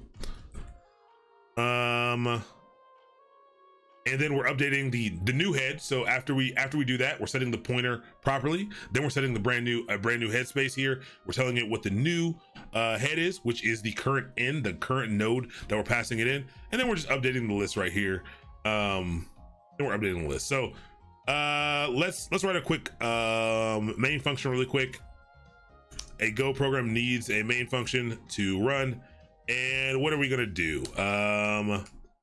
We are going to, really quick, we're gonna set up a list really quick. We're gonna make an empty list, and we're gonna set it equal to our linked list, an empty linked list here. So that's the type that it's gonna take on. Then we're gonna add some stuff to it. How are we gonna add some stuff to it? We're gonna test this function that we just wrote just now. So we're gonna say our list, because it's a method, we can call it by name, dot add list, and add node to list. And then we're going to need to pass in a node. We're going to need to pass in this node right here. And so now we're going to need to reference kind of a node value, a node type. We're going to have to basically add in this struct data of what it's going to look like. This is actually going to be an ampersand here instead of a star. And it's going to be called node. And the only thing that we're going to need to pass in is, what do we call this? We called it data. The data here, which is going to be a string. And I think you pass it in as key value, I think. And like I said, I'm a little rusty, so I'll figure out the syntax in a second. This feels like a way to do it, but we'll check that out in a second. Wait, should end dot next element to be null? Otherwise, it's pointing backwards, I think. End dot next. Yeah, so that's what. So see that is what I had. I had exactly what you had, Zeok. But I'm gonna wait. I'm gonna run this, and then I'm gonna mentally go through it, because I threw myself off trying to, like, I was following my own brain, and then I was off for a little bit. We'll check in a second. We'll get it right. I just want to get it so that we can actually see some stuff real quick. I think this will add a node to the list, and I'll try to print it out really quick. Delete that. Format dot print line, and I'll just print out I'll print out our linked list, which is our list. Now it's gonna come out weird because it's gonna come out I believe it's gonna come out as the final memory address, because we are passing in actual pointers here. But let's see what happens here. And go run link list.go, and we do get an output here. Something did get stuck in there, and the correct index is always 1 because you use the head for that. Let's see, wait, shouldn't put next null. To do that order, you would want the tail reference, because if you use the head for that, you would always insert on index 1. Debug, you're gonna start to show how to use. No, we're not gonna go that far. We're just focusing. It's already a lot. We're just going to be focusing on the actual linked lists themselves. So we do have one thing here. This is what a memory address does in fact look like. So that's exciting. There are different ways we can see this. I think I can do what happens if I printf it? This has been a while as well. Let's see, percent V, just cause, or S or V. I think I can do a plus and it'll give me the whole thing. And we'll give it a new line, close it, comma, R list. Let's see what this looks like instead. Maybe that'll be better. The length one, so only length got stuck in there and not the data. Or maybe the data, oh yeah, the head comes back as a pointer value. That's perfect. So the actual, yes, this is the pointer to the new head value, and this is the length of it. So I'm only printing out the actual structure of the linked list itself. Remember, the linked list only has in it the pointer to the head and the length. So that is what gets stuck back here. So we do have one thing in there. If we do this again, we can confirm this is working the way that we want it to work, or at least make it look like it's doing that. If we take this and we paste it a few more times, and let's just change this to test, maybe second test, and maybe testing, and maybe tested. Yeah, so now we should have 4 things in there. So our length should be 4. We'll have a different pointer value for what we are doing here. Another length is 4. It's pointing to a new place. I think we are good to go. You're awesome. Great to see the schedule of CS topics got to run. Appreciate you coming through, Mail Machine. Good to have you. Thanks so much. If you got to run, have a great evening. Hope you get to have a little fun. I've debugged in GDB, but it took me a while to understand it and use debug linked lists. Yeah, that's one of the biggest reasons, again, why we're not. And honestly, I've only done it a few times, and I think it's going to make things even more confusing. We don't want to pile on too much here, especially because I think most people here are not going to be using. The goal is not to learn Go and debugging in Go. The goal is to just run through the concept of this. So, okay, so I think we've successfully been able to add a node to the list. So how do we do that? Again, we save the current node. Let's actually change the words here.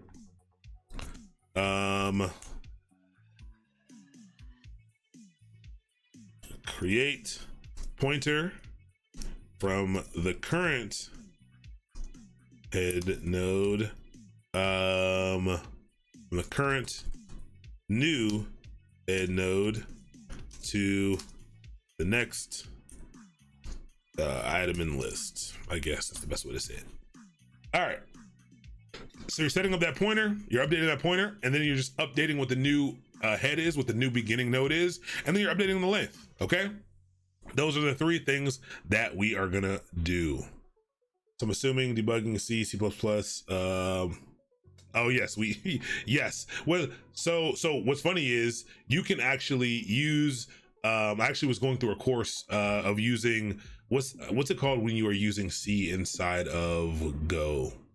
When you're using C, you can use C inside of Go. I forgot what it's called. And you can actually use the debugger, kinda, at least from what I saw. No, I don't think it's called interop. It's called something else. I think it might be called Cgo. I don't know. But you can actually do it. And you can pull in a lot of C functionality to be able to figure out some of that stuff. C, you're using C? I mean, no, there's a name for C inside of Go. There's a name for it. I'm not using C, I'm using Go. We need to iterate and print off the data or something so we can see the order of stuff it's putting in. Absolutely, Ziok. Absolutely. That'll help us determine whether, what's going on. So we do need to see that. So let's actually do the before we do delete, let's see what's in the list first. And so there are a number of different implementations I think you can do for this. And so let's see if we can see what's in the list. So we got the stuff added in, and actually, you know what we should do? Well, I'll wait. We should probably also write a little function to add in things quickly, but yeah. For this week, for the data structures portion, we're using Go for this week. Yeah, and then we'll probably move to something else next week. We're kind of just jumping around different languages because we're learning the concepts and not the languages themselves. All right, so let's see what's in these lists. Let's see how we can iterate. You were iterating over them. See what we can iterate over these linked lists. How we can start to follow the line of links to be able to figure out what's in our list here. Nope. So, well, I'm not against C++ at all, to be honest. I just don't know it. That's all. That is all. All right, so let's set up a new function. And so here's what we'll do.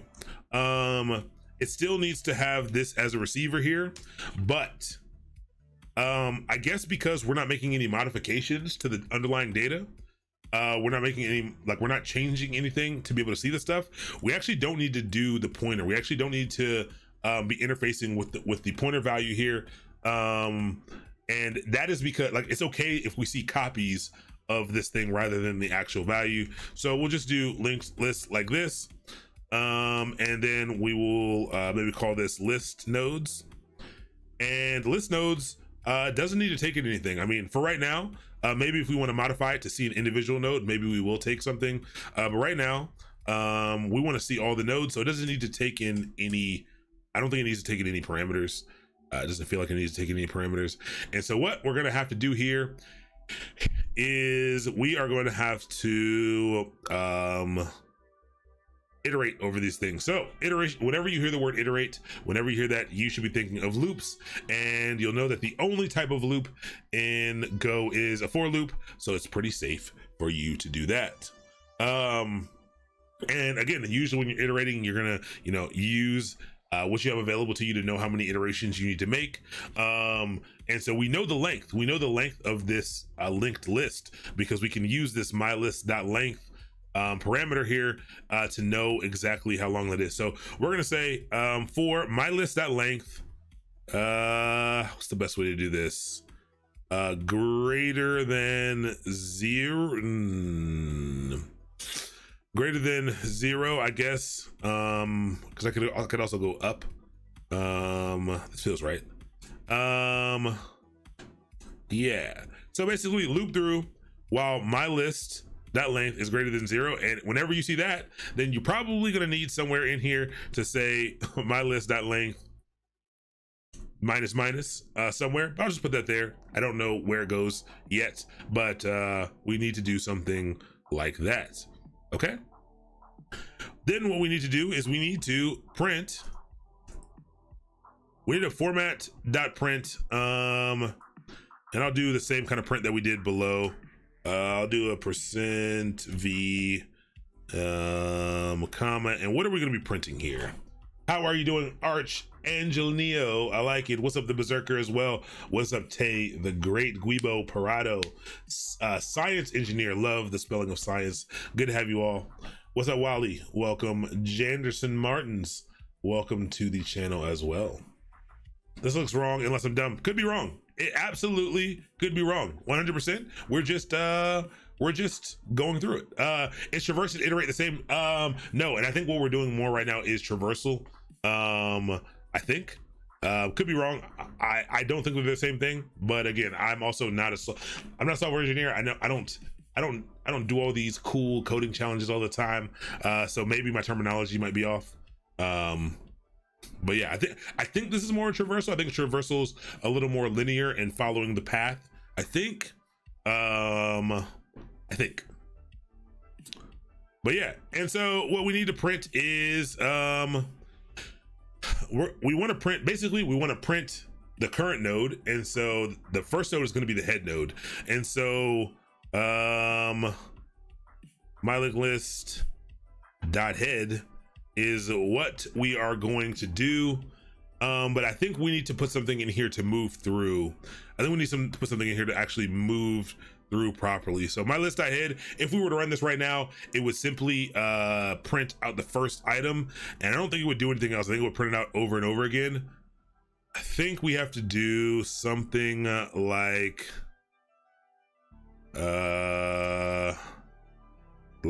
print me. And again, we can fix it. If you know the right way to do it, let me know. We'll do it this way really quick, and then we'll get it working, and then we'll clean it up really quick. And I think that the print me is going to need to be my list .head, and I think we're gonna have to iterate over these things. I'm trying to think now, and then after we get that done, I think after we print out print me instead, and I think print me, we only want the data from print me. I can print out the whole thing, but I'm only going to print out the string so we know what we're doing here. And let's do print me dot data so that we only get that the string that we care about. And let's add a new line in here. And then I think we need to update the print me again. I think the print me needs to move on to mylist.head.next. I think, or I guess not even my list. I think it can be print me.next. So, all right, let me tell you what I did here, because I skipped some knowledge steps here.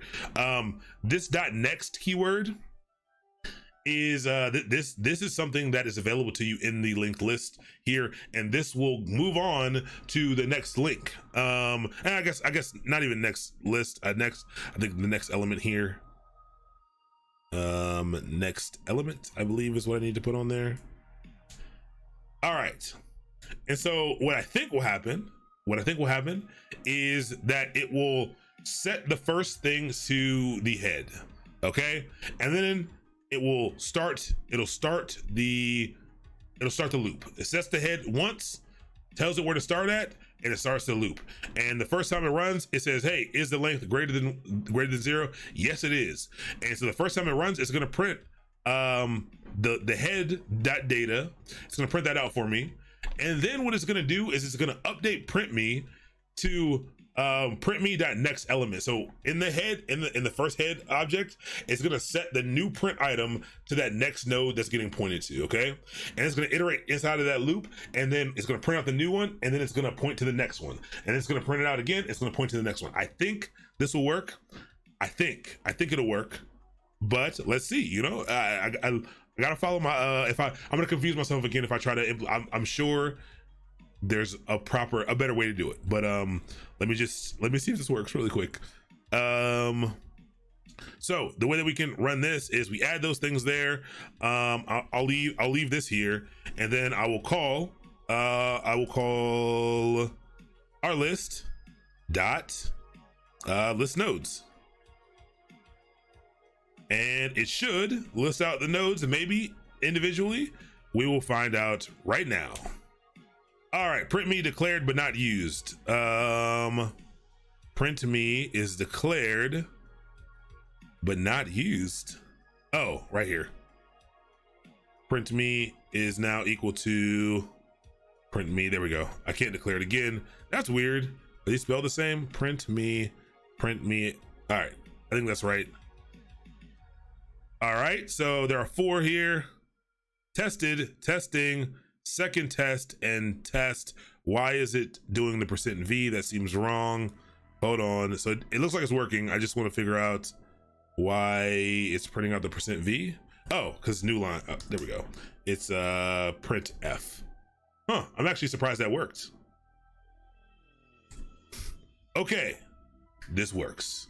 It prints out tested, testing, second test, and test. These are all things that are in that list. So it followed each one, and we can confirm this. We can add another thing, and maybe, like I said, maybe we should just create a little function that adds these a little bit better. But let's yank it. Let's add another 2. So testing, and then I'll add my name.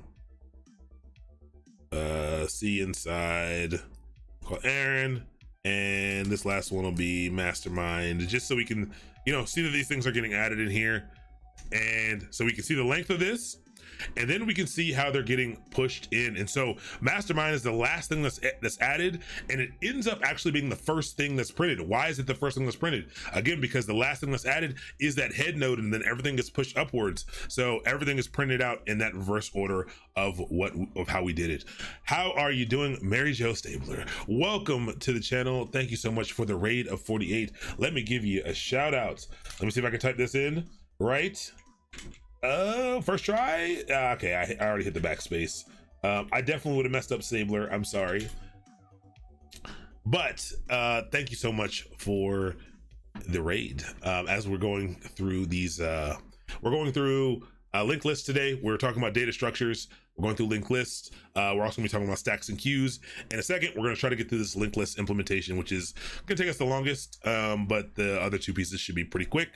And I think we just got to the point where we can actually see the things that are in our linked list. We are effectively adding them to the linked list, and we are, after we add them to the linked list, we are able to see them. And now I think all we're gonna do is delete them. I think we can skip over the individual item for now, so that we can have time to kind of move on.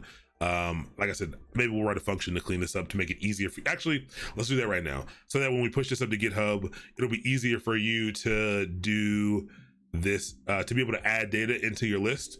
And so let's write a quick function. I'm gonna call this function create, let's call it populate list. Populate list, and it's going to take in our data, which is going to be a slice of strings, a slice of string, and I don't think it needs to actually return anything. I don't think. Let's see. All right, and so maybe we'll put something at the top. We'll put a slice at the top, and then maybe all we're gonna do is take exactly this. Let's take one of these lines, and let's do a for loop. Let's say for I greater than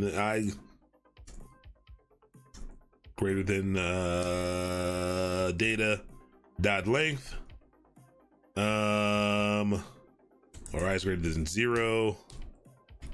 Let's see. While I is less than, let's do that, data dot length, maybe I plus plus, and we want to basically just run this command right here. Oh, what is that? Yank. And we want to append whatever that item is to our list. Let's see if this works. So instead of adding data like this, we will basically be adding in data I. All right, so we're gonna iterate through that list. Is this gonna work? Let's see. For I is greater than 0. Oh no, I'm tripping. I don't know why I did. My mind. I equals 0. While I is less than data.length, I plus plus. Man, I really confused myself there. This should add everything that we need to the list. And then what we can do is at the very top, to make it easier for everyone, is we can just put, let's put it here.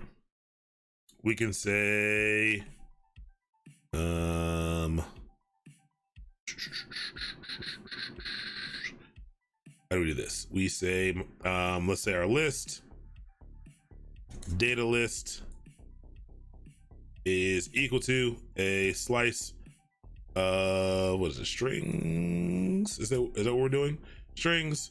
And maybe you can just stick them all in something right here. And then maybe if I put, 1, I should have made it int so it's easier to type, 2 and comma 3. This part's not essential to making a linked list. I'm just trying to make it easier for you to play around with after we push this up. So I'll make a data list up top, and This is going to populate our list for us. And then I think we can remove all of these. And instead of these, in place of these, we can say, you know, populate. We just run populate list, and we'll pass in, I forgot, data list is what we called it. Yeah, data list. All right, so that might work. May not work. You know, oh, go from to return an error. Let's see what the problem is. Expected declaration found data list. Oh, I think I need to move that into, let's see, expected declaration found in line 47, 547. Let's see, what did I do wrong? Sorry, I am looking at the monitor. And DevOps or SRE, will I have to face this? Probably. I mean, probably not linked lists, but like, yes. Oh, first off, see, you know, the Rust, I told you, I don't get to code as much as I would like to. So a lot of syntax things are going to be rusty for sure. And I'm not looking at the monitor. I'm looking at the monitor of my computer. Yes. The one that I'm actually typing on right now. And unexpected declaration data list. Oh, do I have to move it into the main function? I don't know. Let's see. Let's move, yank it. Let's, just to be sure, let's copy this into our main function so that you can modify it here. And we'll pass in data list right here. And also it says strings and not string. That's probably problematic. And okay, still a problem. Unexpected declaration found on line 46. I probably should just check that. Let's see, line 46. Oh, extra one of these. There we go. Type string has no field or method length, undefined our list. Let's see, data.length undefined 40 and 41. Let's see, that's probably with the thing that we just wrote. Absolutely. Then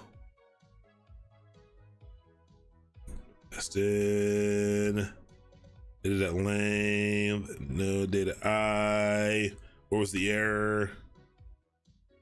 Data length undefined type has no field or method length. Oh, this is Go. Learning something else.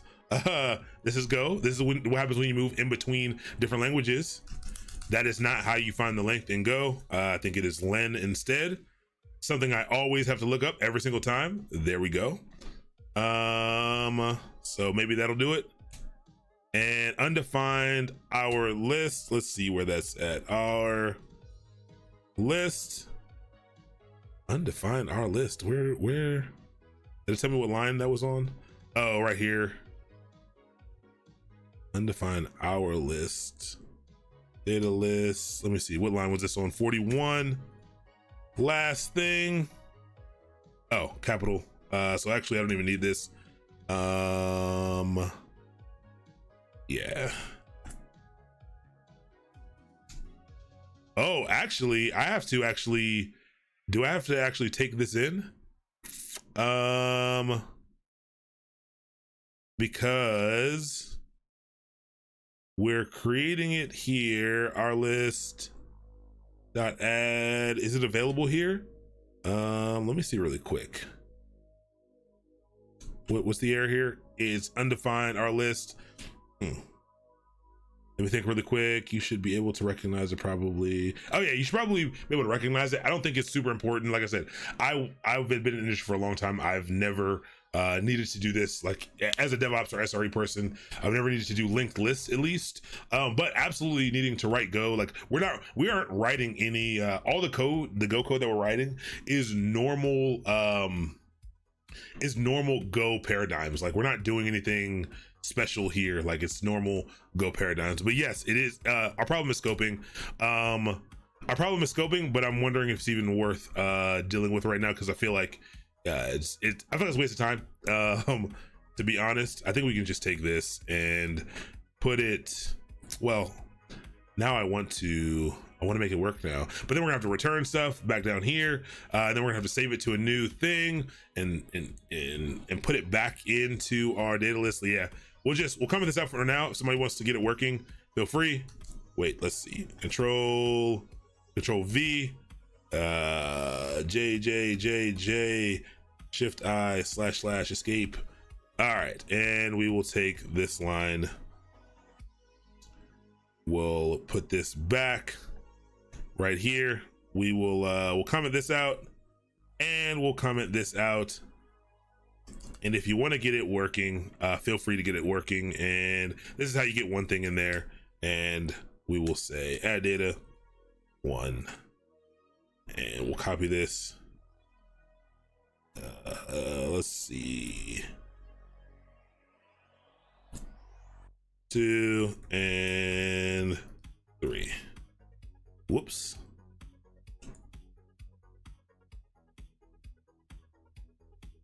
Okay, so this will get it in there. This will be fine. That was a waste of 15 minutes, but completely fine. Linked list has no defined field, 48, 49, and 50. Our list, add node to list. What just happened here? Data, what did I break? Type linked list has no field method, add node to list, but does have add. Oh, wow. Oh, was that our problem the whole time? I hope that wasn't our problem the whole time. Either way, not a big deal. I don't know how this, I don't know why I copied and pasted this line, which is worrisome to me. Not worrisome, but it's bothersome to me. Add node to list. Did I add that somewhere else? All right, that's fine. I really hope that wasn't the problem. That was just a copy paste problem, but could have been. All right, so we're back in order. It does work. It was a scoping issue. It is a scoping issue. I don't even want to say it was a scoping issue. It is in fact a scoping issue for that piece, but we did get that running. And then the last piece we're going to do really quick, let's figure out how to delete something real quick, because deleting a node, it's the same thing, but we do need to want to be able to delete a node. And remember, when you delete a node, what do you have to do? If we remove a node, we are going to have to handle changing the pointer. So now, you know, if we're changing between number 2 and number 3, if we're removing number 3 and number 2 is pointed at number 3, now what we have to do is we have to update number 2 to point at number 4 actually instead. And so we actually don't need to delete anything. We just basically need to remove the pointer. That's how delete works in the linked list. You don't actually have to get rid of anything. You just change where the pointer is pointed to. So let's see if we can do that really quick. Let's add it right here underneath the delete nodes, and we'll do this very, very quickly so we can get to the last pieces. And same thing as we've kind of done before. We will set up the receiver as a my list, but we will use a pointer here, and it's going to be of that linked list. And this one is going to be delete. What do we call it? We call it add node to list. We're going to call this delete node from list. Very explicit. And what we're going to need here is the same thing as add. We're going to need to know, actually, very interesting. We can't even really do this. I'm trying to think of the best way to handle this, because we can't really delete it by like the node itself. We're gonna have to do it by data. Basically, we're gonna have to pass in the value that we want removed, and so we're gonna have to do something like this, and not take in a node, but take in a string, because we're reading strings. And so maybe we can say, call this data, which is a string. And we're gonna have to basically do some searching and matching on the data that is pulled in here. I think is how we're gonna have to do it. What is up, a GRV231? It is good to have you. Hold on, let me move this stuff. What is happening here? How are you doing? Oh, remember Camel Case? I'm a Camel Case fan. I'm absolutely a Camel Case fan. One day we can talk about casing if you want to talk about casing. Certainly talk about casing if you want to talk about it. But I'm a Camel Case fan for sure. Isn't there something in Go similar to Java? Trying to understand the difference. Linked list string. Linked list equals new. Maybe.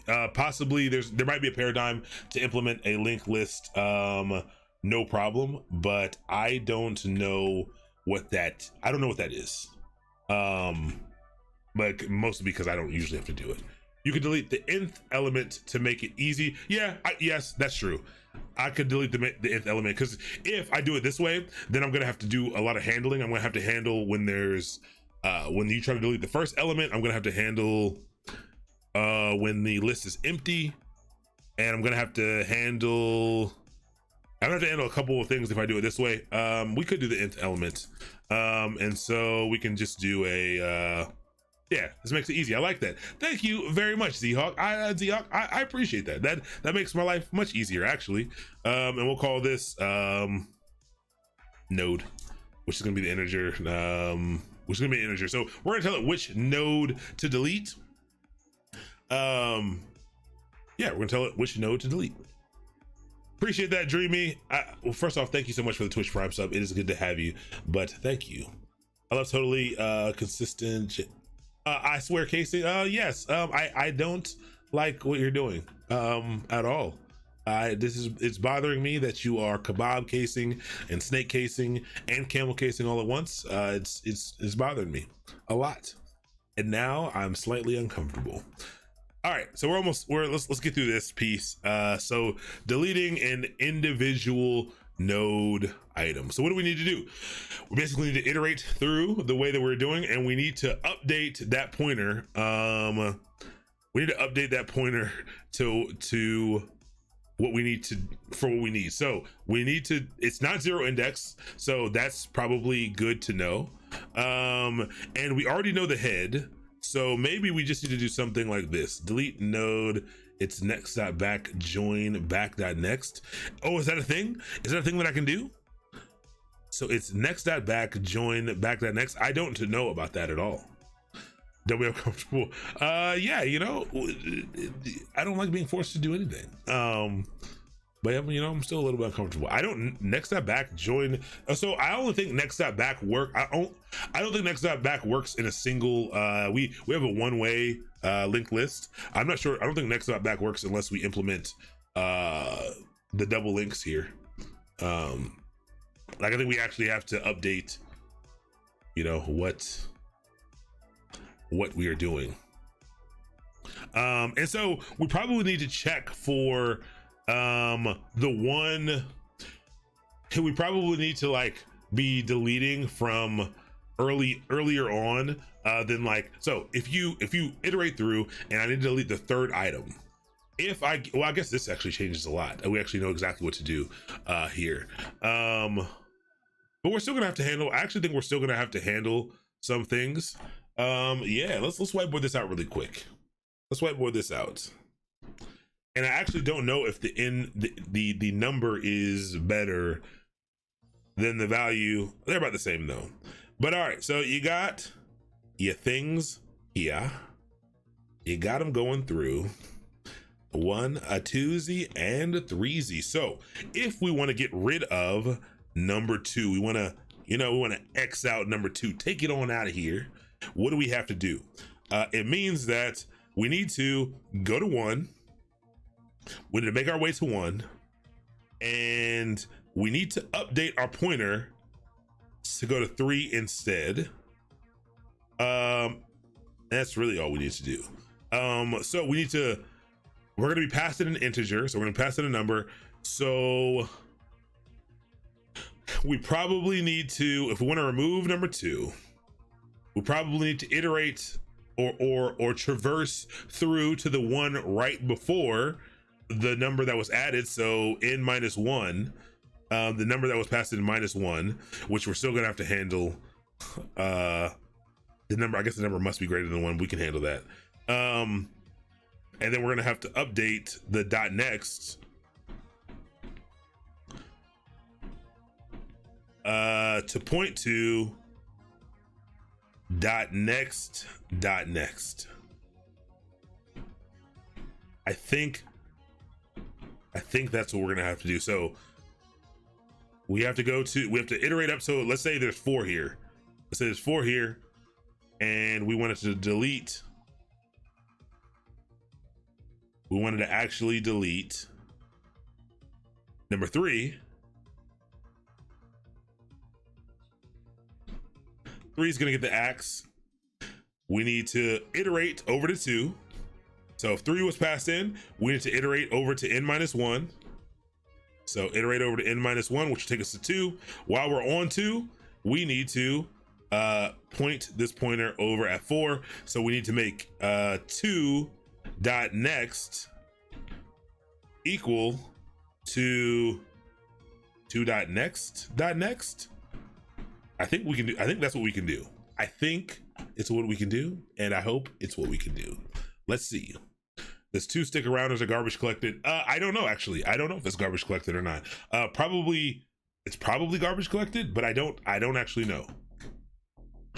Do you want to remove the next pointer from 2 as well as remove the dangling ref? We only need to remove, I think you have to remove it or for it to be garbage collected, but I'm not sure. Yeah, I'm not sure how the garbage collection works on this. So what we need to do is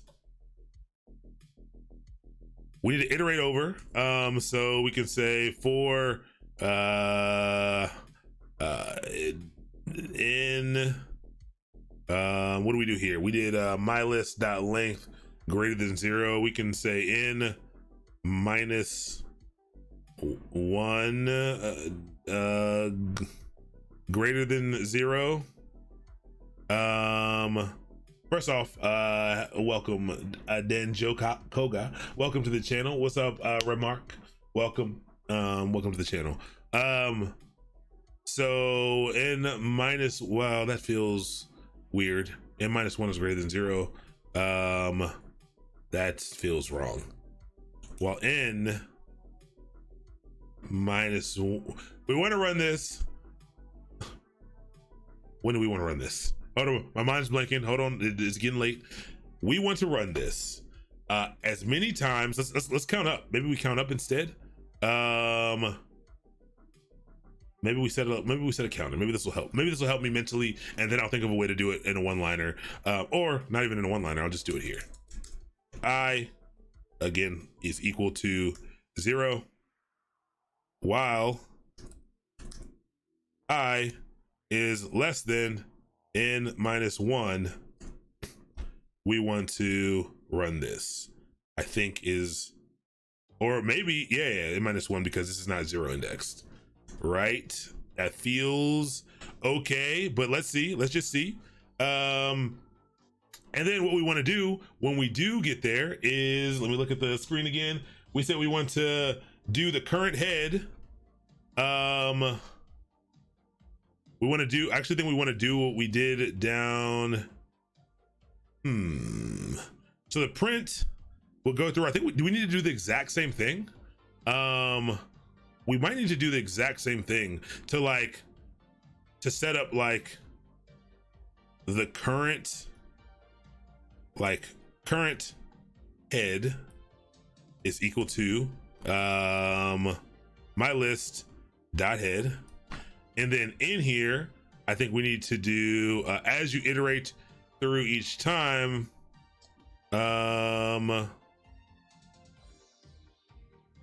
let's see. Actually, I think there's a better for loop option here.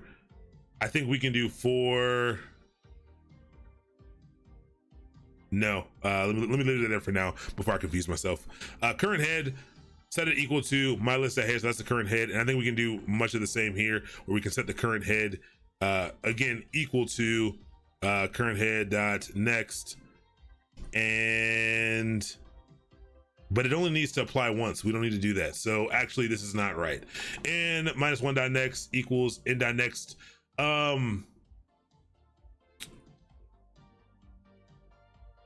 n-1 dot, so n-1 dot next equals, I think it's going to need to be n dot next, but how does that work? n-1 dot next, I'm confused right now by doing this via, I usually do this by the value, so I'm kind of confused about how to do this via the integer.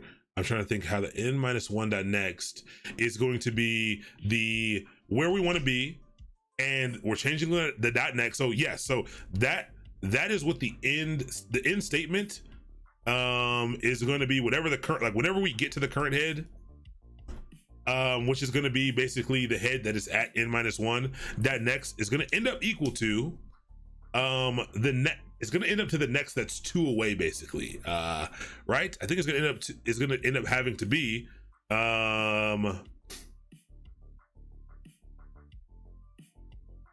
or dot next. It's going to have to be the one that's 2 away.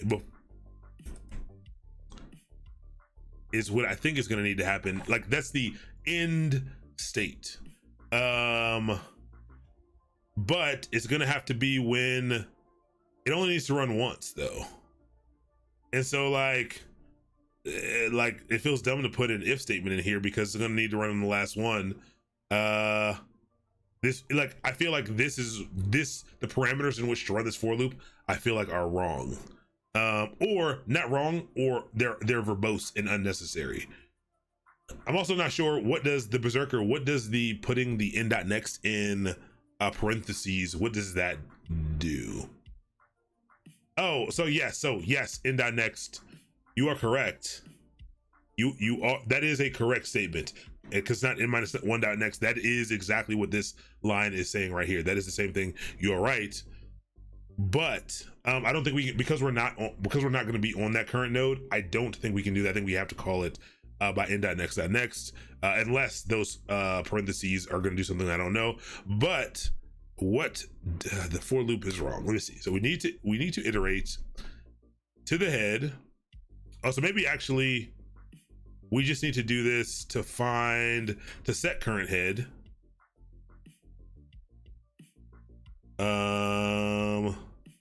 This exact same line.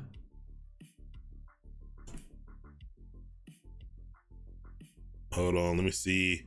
Now take this exact same line, put this here, and then move this out here.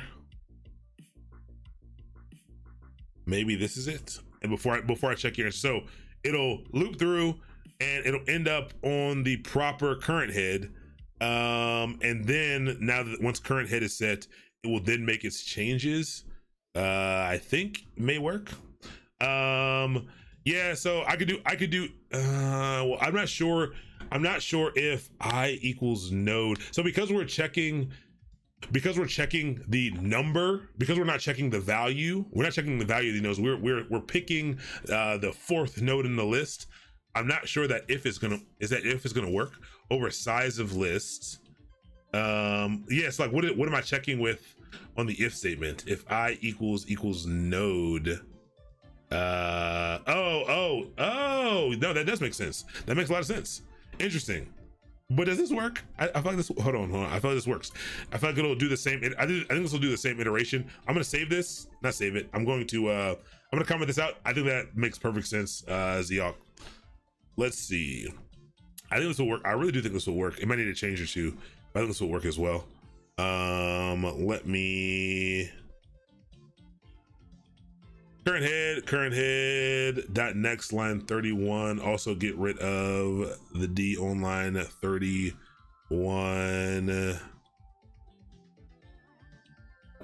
Current head equals my list. Oh yes, current head dot next. That makes sense. Which actually is this, it's the same thing though, I think. But and then online also get rid of the equals. Oh yeah, because we already set that up. I do think this would work though. Let's see if it works actually. Let's actually see really quick. So we do this. Let's actually run and our list dot delete node from list, and we'll delete the third. Let's add another one, just the same thing we just saw.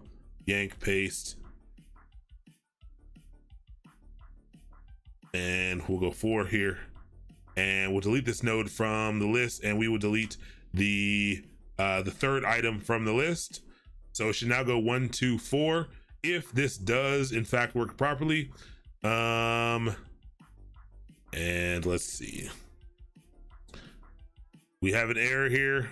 I missed it because I went too fast. Let's see. Non-declaration statement outside of function body on line 28. What do we have here? What's line 28? There we go. That'll do it. Missing a letter. And let's see. Current head.next undefined type node has no field or method undefined in on line 30. Let's check that out really quick. On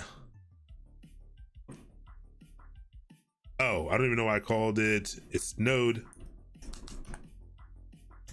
All right, let's see what that will do. 31 current head.next undefined type node has no, oh, it's not called next. It is called next element. See, there we go. You know, I'm knocking the rust off for sure. I know what I'm doing wrong as soon as I'm doing it.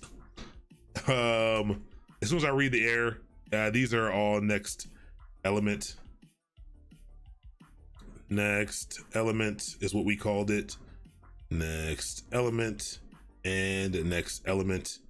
And that's why you should autocorrect. And let's see, 432 panic runtime, invalid memory address or nil pointer deference. Okay, so this actually makes me feel like we did something right.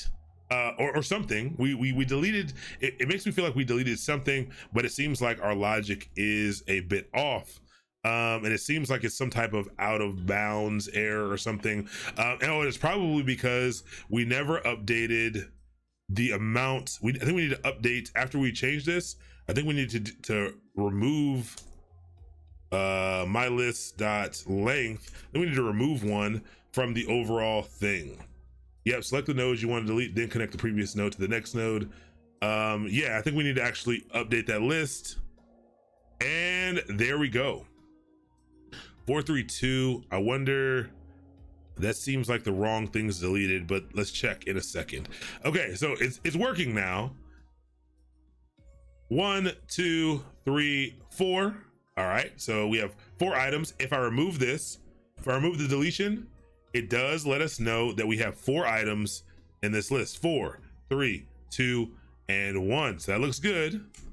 That looks good. I think if there's anything wrong, it's going to be with our for loop and the amount of times it's running. For I equals 0, while I is less than node minus 1. So if we do 3, node minus 1 is 2. While I is less than that. So it's only going to run, it's only going to iterate from the current node. And maybe actually just set this to 1, because this is not 0 indexed. Let me try that. 1, 2, 3, 4. Okay, so I think that's gonna be better. And I'm gonna add the delete back in. Let's delete number 3. So we're gonna delete the 3rd spot. And then I'll think about it harder if it's wrong, which it probably is. 1, 2. So that time we deleted 2. Why did it delete 2? It deleted 2 because we're doing n minus 1, which makes sense. So maybe we don't need to, is it? So it only go, oh, maybe I need to do it equals to. Yeah. Off by 1 error, 1, 2, no, that's weird. Huh. Oh, you know what?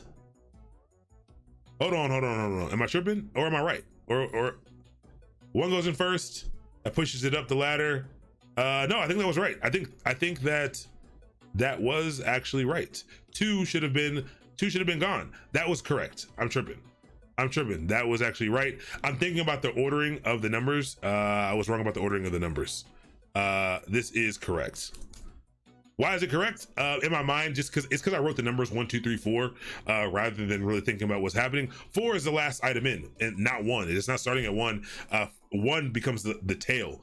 So because 1 goes in first, it ultimately becomes the tail. 2 goes in next, becomes the head. 3 becomes the head. 4 becomes the head. So if we want to delete the 3rd item, that 3rd item is actually 2. And so if we actually go back to here, I wrote the numbers incorrectly. Is it showing? There we go. The numbers are actually like, once you add all those things in, the numbers actually go like this: 4, 3, 2, 1. So if we're trying to delete this one right here, then that's actually going to be the third one. That's going to be the third item as you move up the ladder. So that was right. I was tripping because I shouldn't have used the numbers 1, 2, 3, and 4 because it made it very confusing. So now we have a delete as well. I will push this so that you can see it. You can modify it however you like. A lot of you have already given me really great ways to kind of go through and do that. So that has the add, the delete, has the add functionality, delete functionality, and the listing out functionality. And if you want to make it work, you can do the populate thing so that it's easier to add more data to this if you want. I think there's a bug in there. Try deleting the last node. Yeah, there's probably a bug in here. That's why. So either way, whether or not we did int, like the actual number int, or if we did an actual matching value, for sure there's some cases we're gonna have to handle. We can try deleting the last node. How many things are in here? 4 items. I think this might work though. We'll see. Let's try deleting the last one. And yeah, so it does delete 1, which is the current head, which is interesting actually. Trying to delete the current head should be problematic. Oh no, 4 is the current head. Never mind. 4 is the current head. 1's not the current head. Excuse me. If I try to delete the current head, if I try to delete 1, I think it will fail us. And we have to add in some error handling. We can, that's something we can all add in later. But it didn't delete it.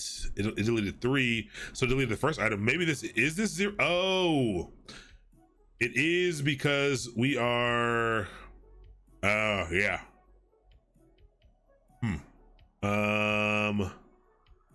Okay. Let's see.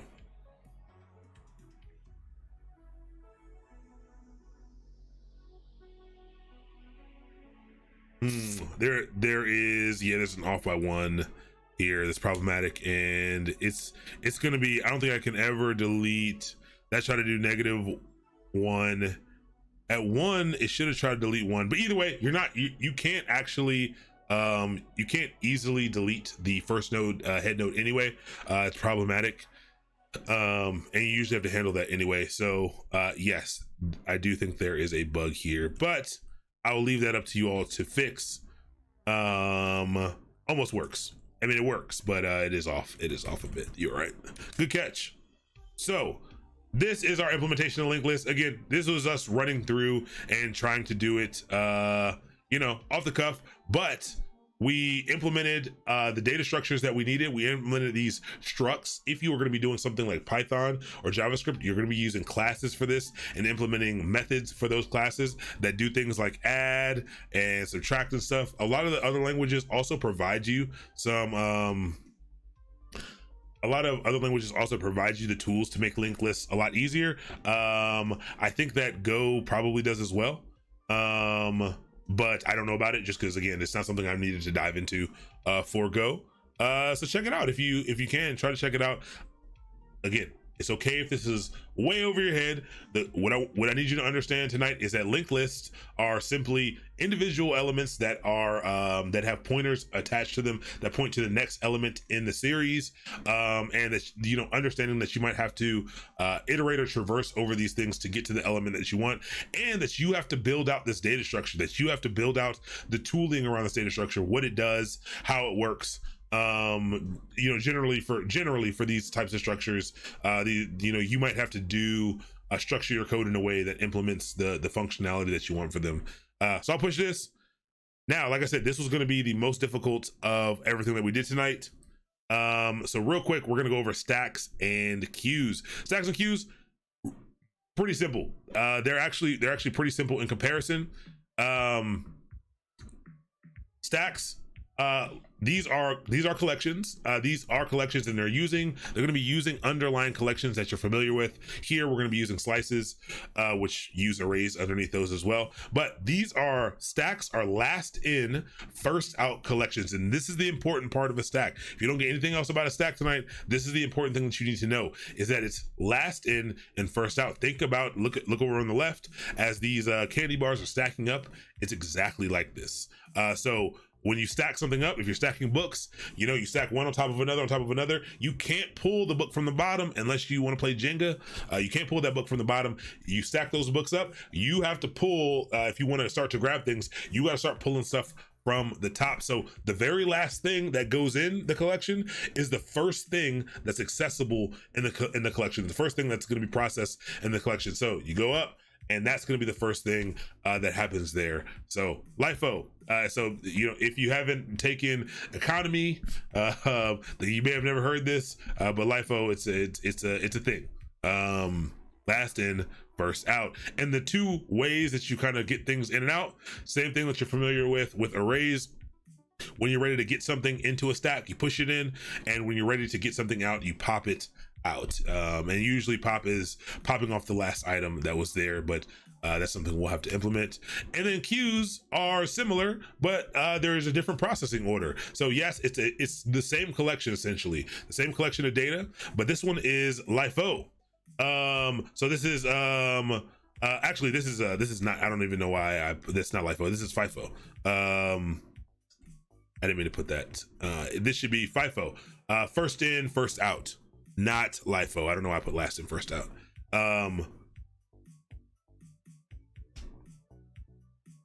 Oops. Let me change this. And so this is like a normal line. A normal line is first in, first out. Okay, so you line up at the store, you see this, these people lined up at South Park. The first person into that line is the first person who's processed through that line, unless you're a butthole. We said we would say butt and booty on this channel. Unless you're a butthole and you cut in line, as long the order that you line up in is the order that you're going to be processed. So first item in is going to be the first item that comes out of that queue.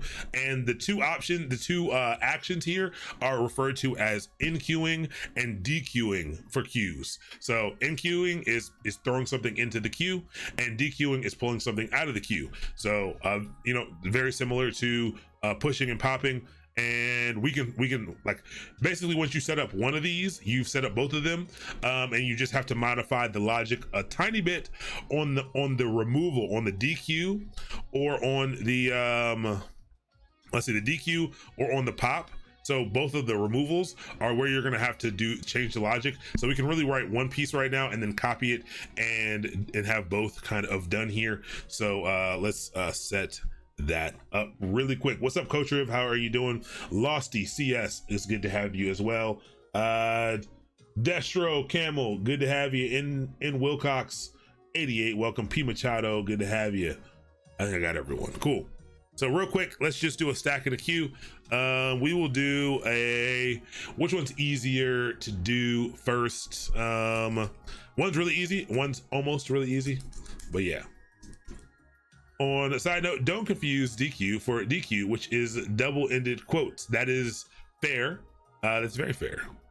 What's up, Get Jazzy? How are you doing tonight? Good to have you.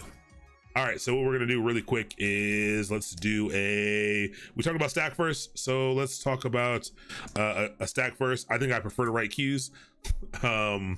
But they're, like I said, they're exactly the same. I'm saying that, but they are exactly the same. So vim stack.go, and all we're gonna have in here is, real quick, we're gonna import the package that allows us to print stuff out, and then the same type of thing that we did before, we are gonna add in a type, and we will call this type stack, and that is a struct, and all this is gonna have in it, one thing, and we'll call this items, sure. And all it's gonna have is a collection of items, and the collection of items, let's say for this time, it's gonna be a collection of integers to make it easy. and that's our stack. Okay. We have, you know, our stack is, we made it a slice of integers.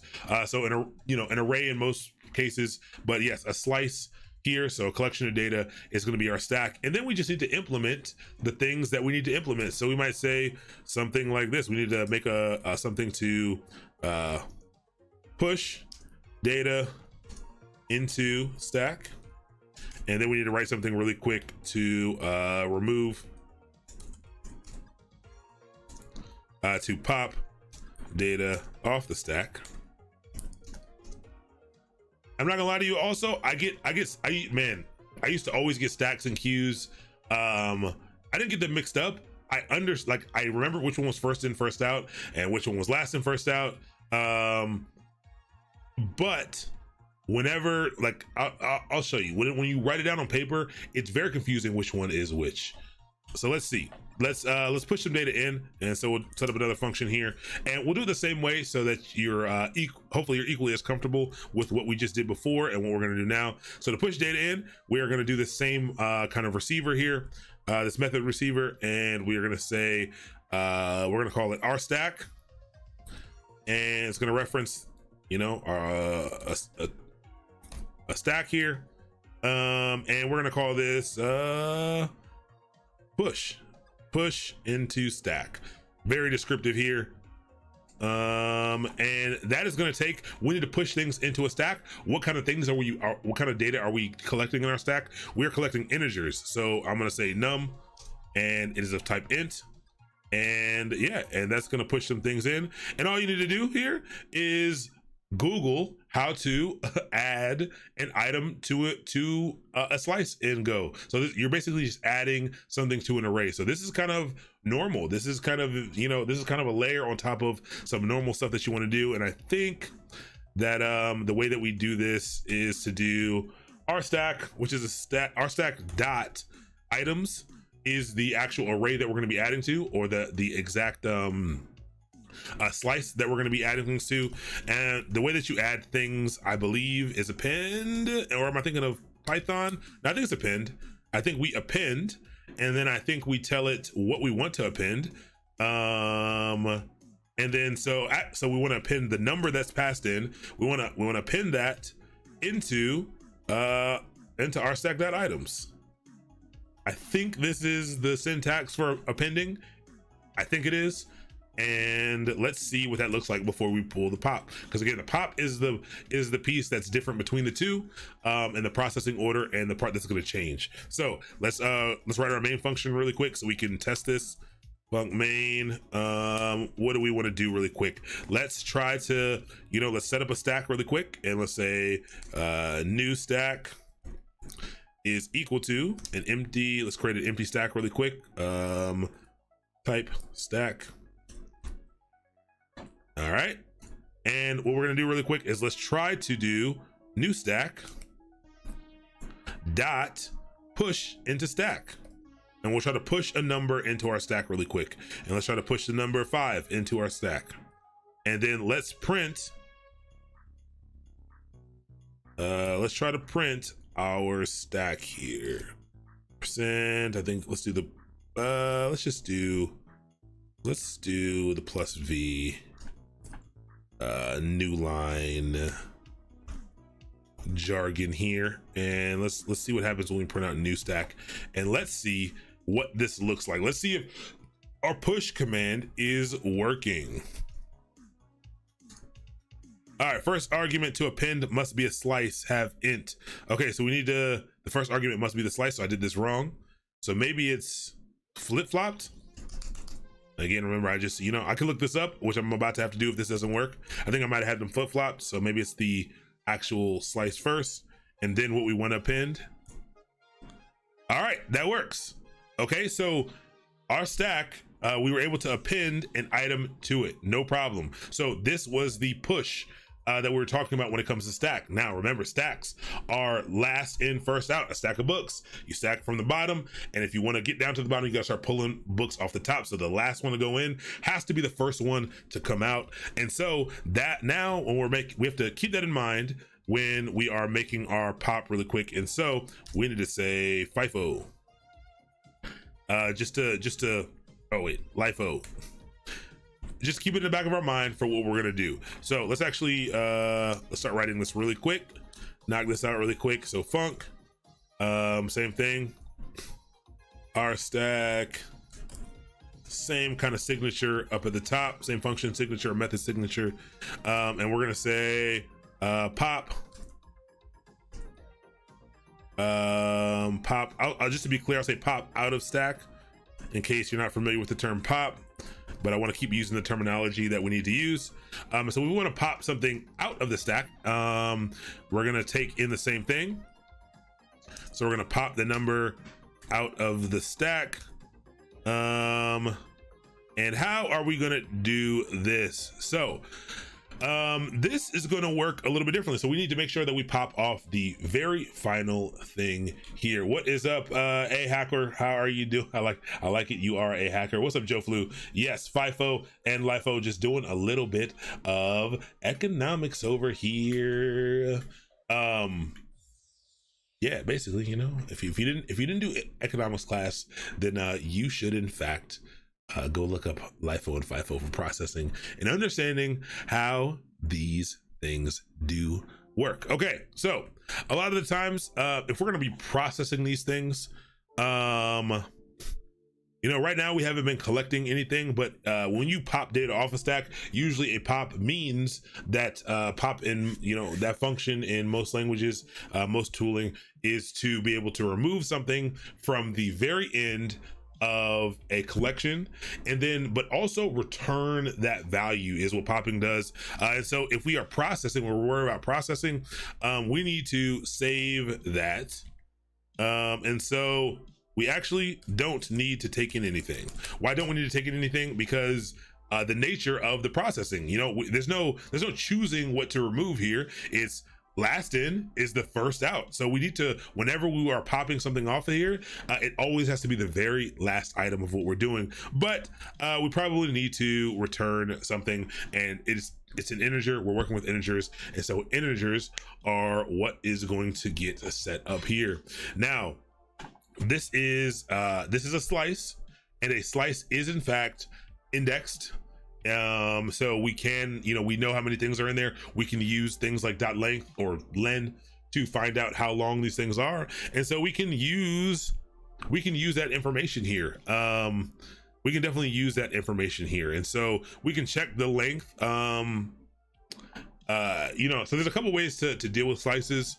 So in Python, you could actually do something like you could say basically like pop, like rstack.pop, rstack dot like pop, and then pop off the like -1, which is the last item. I don't think -1 works like as the I don't think that the indexing moves backwards in Go as it does in Python, but we can check really quick because I have no idea. Yeah, I have no idea. So here's what we're gonna do. I'm gonna do two things. We need to return it. So I'm gonna set up removed item before we delete it, because we're gonna have to return it. Returning is the last thing that you do. So I'm gonna save the value really quick. To removed item is what's gonna be the last item here, and so I'm very confident the -1 doesn't work, but I'm just gonna try it out because I actually don't know for sure. But we're gonna say out of rstack.items and -1, which again pretty sure doesn't work, is our removed item. Then we're simply going to actually remove that item, or couple options here, and really for Go the only option is to really build out. Actually, we're gonna have to get the size of this, and instead of using it more than once, let's get the length and let's save it, because here's what we're gonna have to do. Actually in Go, I don't actually think, maybe there is, you might have to split and join all the things, but basically we're gonna have to do, since it's the last item, you can a slice allows you to reference a slice of the items in that collection. So, you know, you can do something like this, and you can say, hey, maybe I want to remove the first item, and so removing the first item will be done like this. You might do Like basically you do a colon to say, hey, starting from the beginning, I want to remove if I want to remove the first item, I start from number 1 and I go all the way to whatever the length of our stack is. Okay. And so what this will do is this will take a slice. It will basically go from the very first item. So it'll skip the 0 index item. It'll remove the 0 index item and only take from 1 out to the end of the list, if you want it to be out to the end of the list. So you can slice it up that way. I think we're gonna have to slice it up a bit different here. Yeah, I think we're gonna have to slice it up a bit different, and just remove the last one. And so I think we're gonna have to do like this to like the length of this, like the length of our stack dot items, and then like subtract 1, I think is what we're gonna have to do. So basically take from the very beginning, make a new slice basically from the very beginning all the way to the end minus 1. So pulling off the last piece is I think how we're gonna have to do it, but I think I'm gonna have to use this value again. So I think I'm gonna save this value, but let's just see. So I think that's how we would do that. That's how you, no, that's not going to give us the removed item. The removed item is actually not going to be that. The removed item's actually going to be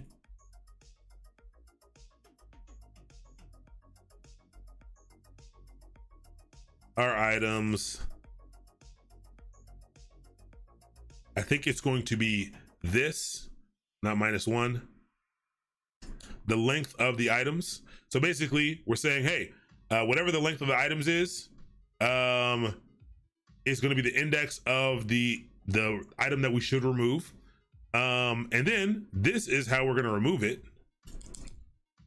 And so the way that we're going to remove this is our stack.items. We have to actually reset the value of the slice equal to what we are to the new slice that we are kind of setting up right here. And then I think we can just return removed items, I think is how we can do it. But this is a little confusing because I'm using length twice and that actually makes it pretty hard to read. So let's do this. To make it a little easier, I'm gonna say size. I'll call this size of slice. And that's gonna be equal to our stack.items, the length of our stack.items. So we use it one time. And then in here, for the removed item, I can just do this and this. This feels size of slice minus 1. Feels right, I think. I think that's what we can do. So again, what's happening here is first we're finding out how long this collection is. We're finding out how many items are in this collection, and then we are remembering. Before we delete it, we're taking and we're writing down basically with the second line what the very last item is that we're about to remove, and we need to do that before we delete it. Okay, we need to keep in mind what that item is before we remove it, and then we remove it. And again, you probably haven't seen this slice syntax before, and actually this is not right. It has to be, gotta do a colon here. And whenever it's like this colon is just the middle point, and if there's nothing before, so actually this is the same as this. So go from the very start all the way to the end minus 1. All right, is what we want to do here. But you don't put that first number there, and then return the removed item. And so I think this is going to give us everything that we need. What is up, that's Rad Cullen. Welcome to the channel. What's up, Thug Muffin? How are you doing? First off, shout out. How was your stream today? We're finishing up right now. We're doing stacks and queues, but we're just finishing up with stacks, and queues are almost the same. So we will be done in a second, but welcome. Hope you had a great stream. Yeah, and we're almost done. This is Go. This is Go that we are writing right now. So we're gonna push some stuff into the stack really quick. All right, so we push 5 in. Let's take this. let's paste a few in. So let's push in 5. Let's push in 78. Let's push in 61. And let's push in something like this 2,345. Great. So we're gonna run this real quick. And actually it's gonna fail because we didn't use the actual thing. But let's see, hold on, there was a different error. But we push all these things in and we can print it out. And then after we print it out, let's remove something. So let's try new stack dot pop out of stack. And we'll try to pop out of the stack. Actually, we can't. We actually have to only pop out the last item, so we're not popping out anything in particular. And let's see what happens when we do that. All right, so we're gonna pop the last item out of the stack, and then we are going to the last item off of the stack. The last item that was entered off of the stack. So 2345 is the one that should go. It was the last one in, but it's the first to get removed. Okay, so that is what we're doing. But yes, the language is Golang. And so let's see if this works. Nope. What is our problem here? Unexpected found open parenthesis on line 44. Let's see where that's at. Whoops. What do we miss here? You know, we're always missing some things. That is because we did not close our stack items. We did not close this. Actually, we didn't need to close this. This is not supposed to be here. And this is not supposed to be here. All right, there we go. Now this is not supposed to be here either. And neither is this. There we go. Is Go similar to Python at all? Unexpected identifier on line 18.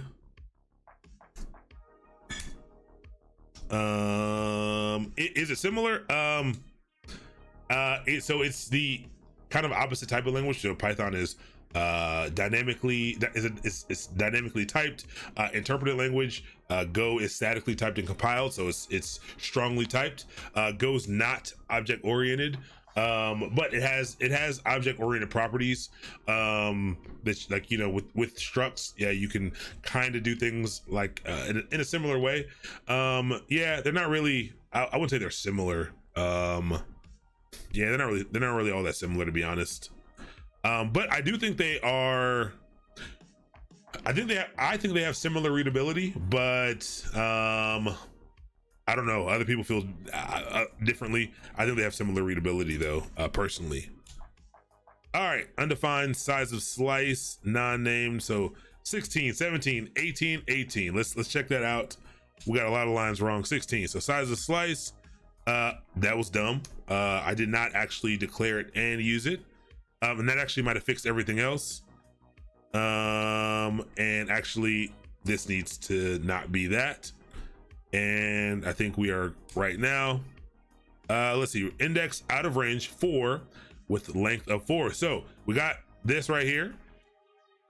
All right, and then so it did actually print out our current collection, but then it got an index out of range, which makes me feel like what we're doing with our pop is wrong. So maybe there's a length of oh, you know what it is?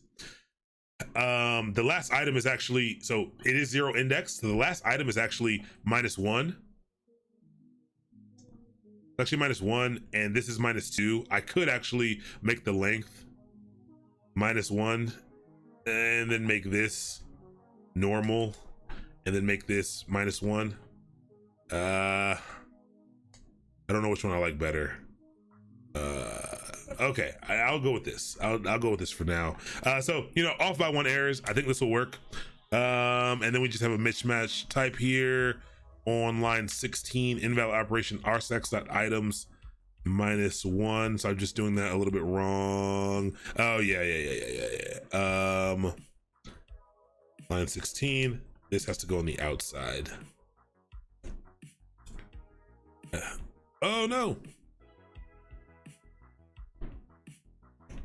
-1. I think that's it now.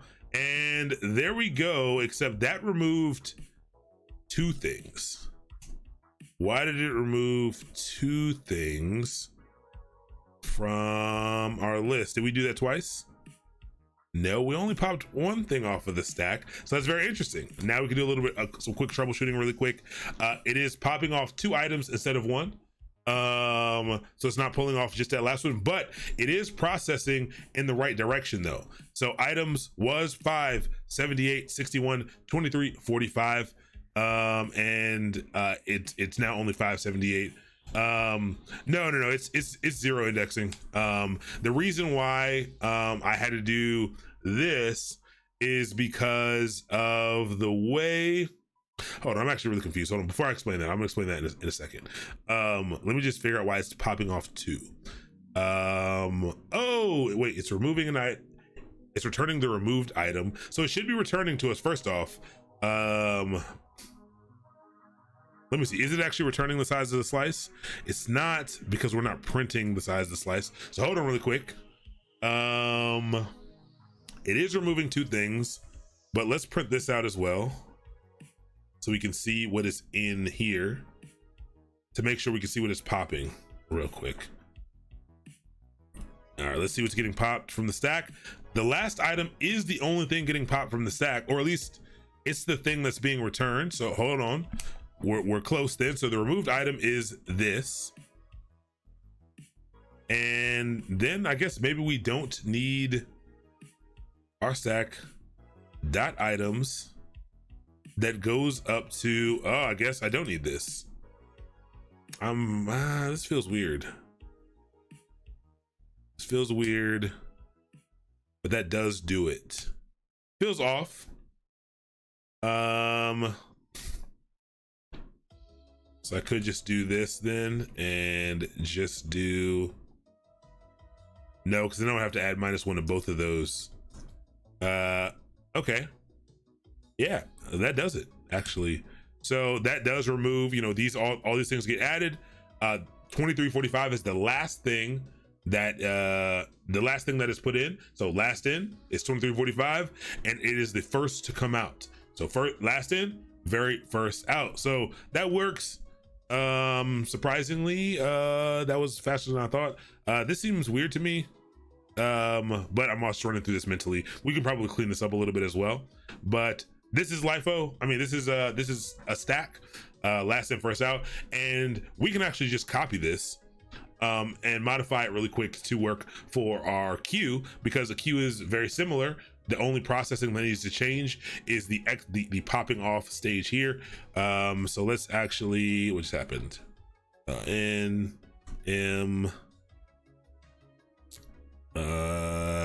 Copy current node to, whoops, what's happening? There's a lot going on right now.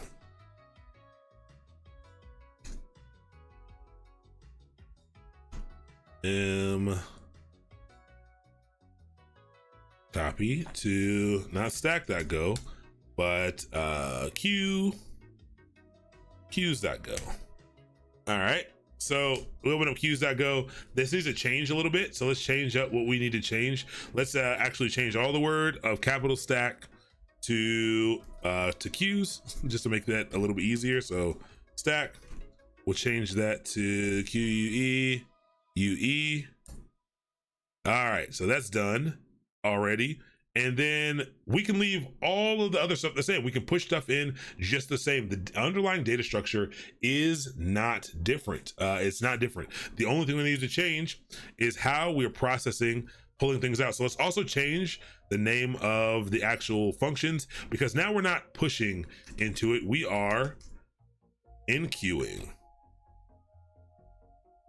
And we are dequeuing. Enqueuing to add things, and dequeue to remove things. And so we will push data into queue, remove data from QUE, and we'll put FIFO here so we know that it's first in, first out. We'll change the variable name to last item index. I could do that. Yeah, I can do that. in a second. So the difference here is much simpler. So some of the same stuff, we still kind of want to remove it, but we no longer, I don't think we need to know. Do we need to even know the size of the slice? We don't even need to know the size of the slice. Well, I'll leave that there. RQ. So what the removed item is going to be the first item in here, not the last item. So first in is also the first out. So the first item in is always going to be the one that's in the 0 spot. So that's easy. The one that we're going to remove from the queue is going to be the one that's in the 0 spot. That's super, super easy. And then here, instead of the struggle of what we had to do here, we basically are going to take the slice from 1 to the end. And so I actually think these are the only changes that we need to make. But we'll find out very shortly, because we need to change push into queue to NQ and pop out of queue to DQ. So let's run another command here. %s push UE, and the word queue is a ridiculous word, to be honest. So we did that, and I don't know how to rerun a command in Vim, but I'll just type it again to get my practice in. And we'll change pop out of QUEUE, and we'll change that to DQUEUE G global, and I think we're done. All right, I just changed some variable names basically, but the only logic I changed was the adding and removing. So how should this change? It should still create the same data set, 5, 78, 61, 235, but what it should do now is it should actually, when I run the simple DQ, it should remove 5 instead of 2345. And let's see what happens when we run this. Go run queues.go, and all right, we're off by 1 again. Items 78, 61. This removed the first item and the last item, even though, so we are selecting the last item, which makes perfect sense, but we did something wrong here with the not a problem with the slice here. So the right item, we were removing the right item, and then RQ items from 1. And so you know what it is? It's this. We don't need that here. It's the full length, because the length goes up to but not including, I think, which is going to take it above 1, which is perfect. So I think that makes sense. So that slice, it's inclusive of the first number, but it's exclusive of the last number, which is really annoying. So you know, if the length is, if there are 10 items in that list and you do a slice from 1 to 10, it's going to only give you 1 through 9, because it's not inclusive of that last number. Something to remember. And so this, not stack.go, queue.go. And there we go. So 5, 78, 61, 23, 45. But when we, the first one in is now the first one processed to be pulled out. So this first in, first out data structure, this is a linear data structure as well, is how you might do it. So I'm going to push all these to GitHub right now. And you can kind of take a look at them. You can clean it up how you would like. You can try to take this and implement it in another language if you like. You can take this and look up an implementation. Don't stress yourself out trying to implement something that you don't know how to do. Take a look, like Google an implementation of this in another language that you are more familiar with, and take a look and start to compare them and to see if you can find the commonalities of how these are implemented. I think for the most part across the board, the ideas are the same when you manually are going to implement these things. But yeah, queue, first in, first out, like a normal line. Stack, last in, last out. Yes, there are 3 major problems for developers. 1, naming. We've already seen that naming things is a problem. We've made terrible naming mistakes. And the number 2 thing is the off by 1 errors. And You know, there's also people, you know, there's also two types of people in the world. People who can how's it go? People who can you know, deduce information from incomplete sets of data, and that's it. You know, the same kind of joke there, I guess. But yes, so that's it today. What are the tangible takeaways? Again, really, we learned tonight about what data structures are, and data structures are simply different ways to structure and store data on your computer. That's all a data structure is. The word is super explicit in what it actually is. And so tonight we learned about linked lists, arrays and linked lists, and that arrays are, you know, a fixed set of same typed data. And we learned that linked lists are actually not the same thing. They're singular elements that point at other singular elements, either in a singular direction or in two ways. We did not implement a bidirectional linked list. There's also circular linked lists as well. I highly encourage you to begin your journey of trying to figure out algorithms on exorcism.io. There is a doubly linked list on there that if you might want to try it out as you get a little more comfortable. We also learned about stacks and queues. These are also linear data structures that allow us to basically take data in to a collection and process them in different ways. A queue, we learn processes things first in, first out, like a normal line in a store. The first person in line gets processed first. We learned about stacks, which are like a stack of books. The first thing the last thing that goes in is actually the first thing that gets processed, because you got to pull things off of the top of the stack.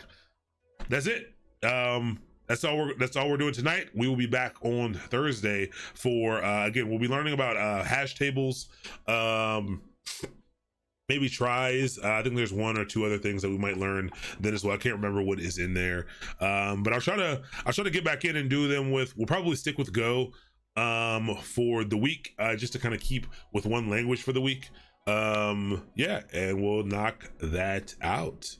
If you're interested in DevOps and SRE stuff, tomorrow we are back with pipelines. Pipelines is a journey into software delivery, automation and infrastructure, which is the DevOps and SRE course. We are going to be doing we're learning about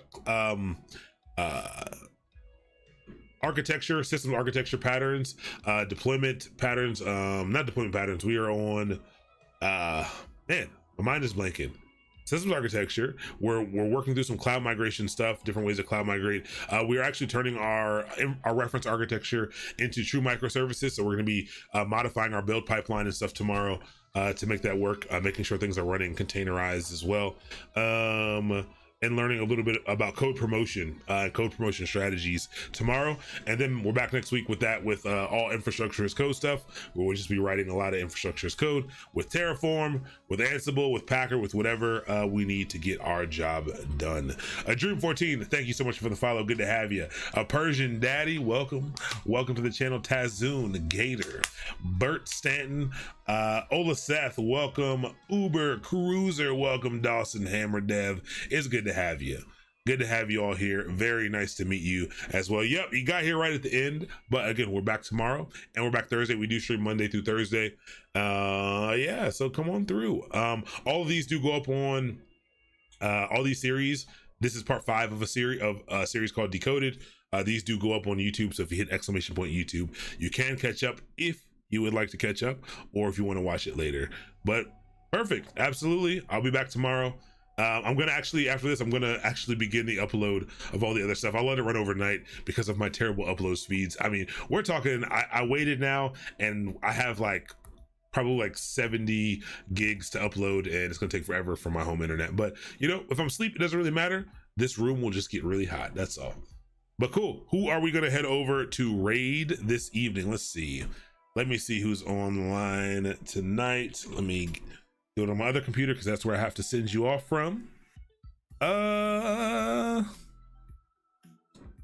Let's see. Science and tech. Who do we have? I see feet on here for some reason. Someone's teaching C, it looks like. CSG learn. It's graphics primitives.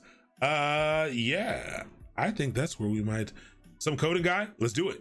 Just leave a fan in the window. Yeah, I should just put a fan in the window. Cool. We're gonna go over to some coding guys channel because someone shouted them out. Absolutely. Yep. Let's do it. Let me type this in properly. So let's raid and let's head over. Is it all okay? It actually is some coding guy. I could type that in. All right, we're heading over. Everyone will be back tomorrow at 7 p.m. Eastern time. Look forward to seeing you all there. Thank you so much. I am Feek. Welcome. It is good to have you. Sorry, we're getting out of here, but peace out. I gotta go get some sleep so that I can be ready for tomorrow. Appreciate it. All right, Whomping Willow. See you.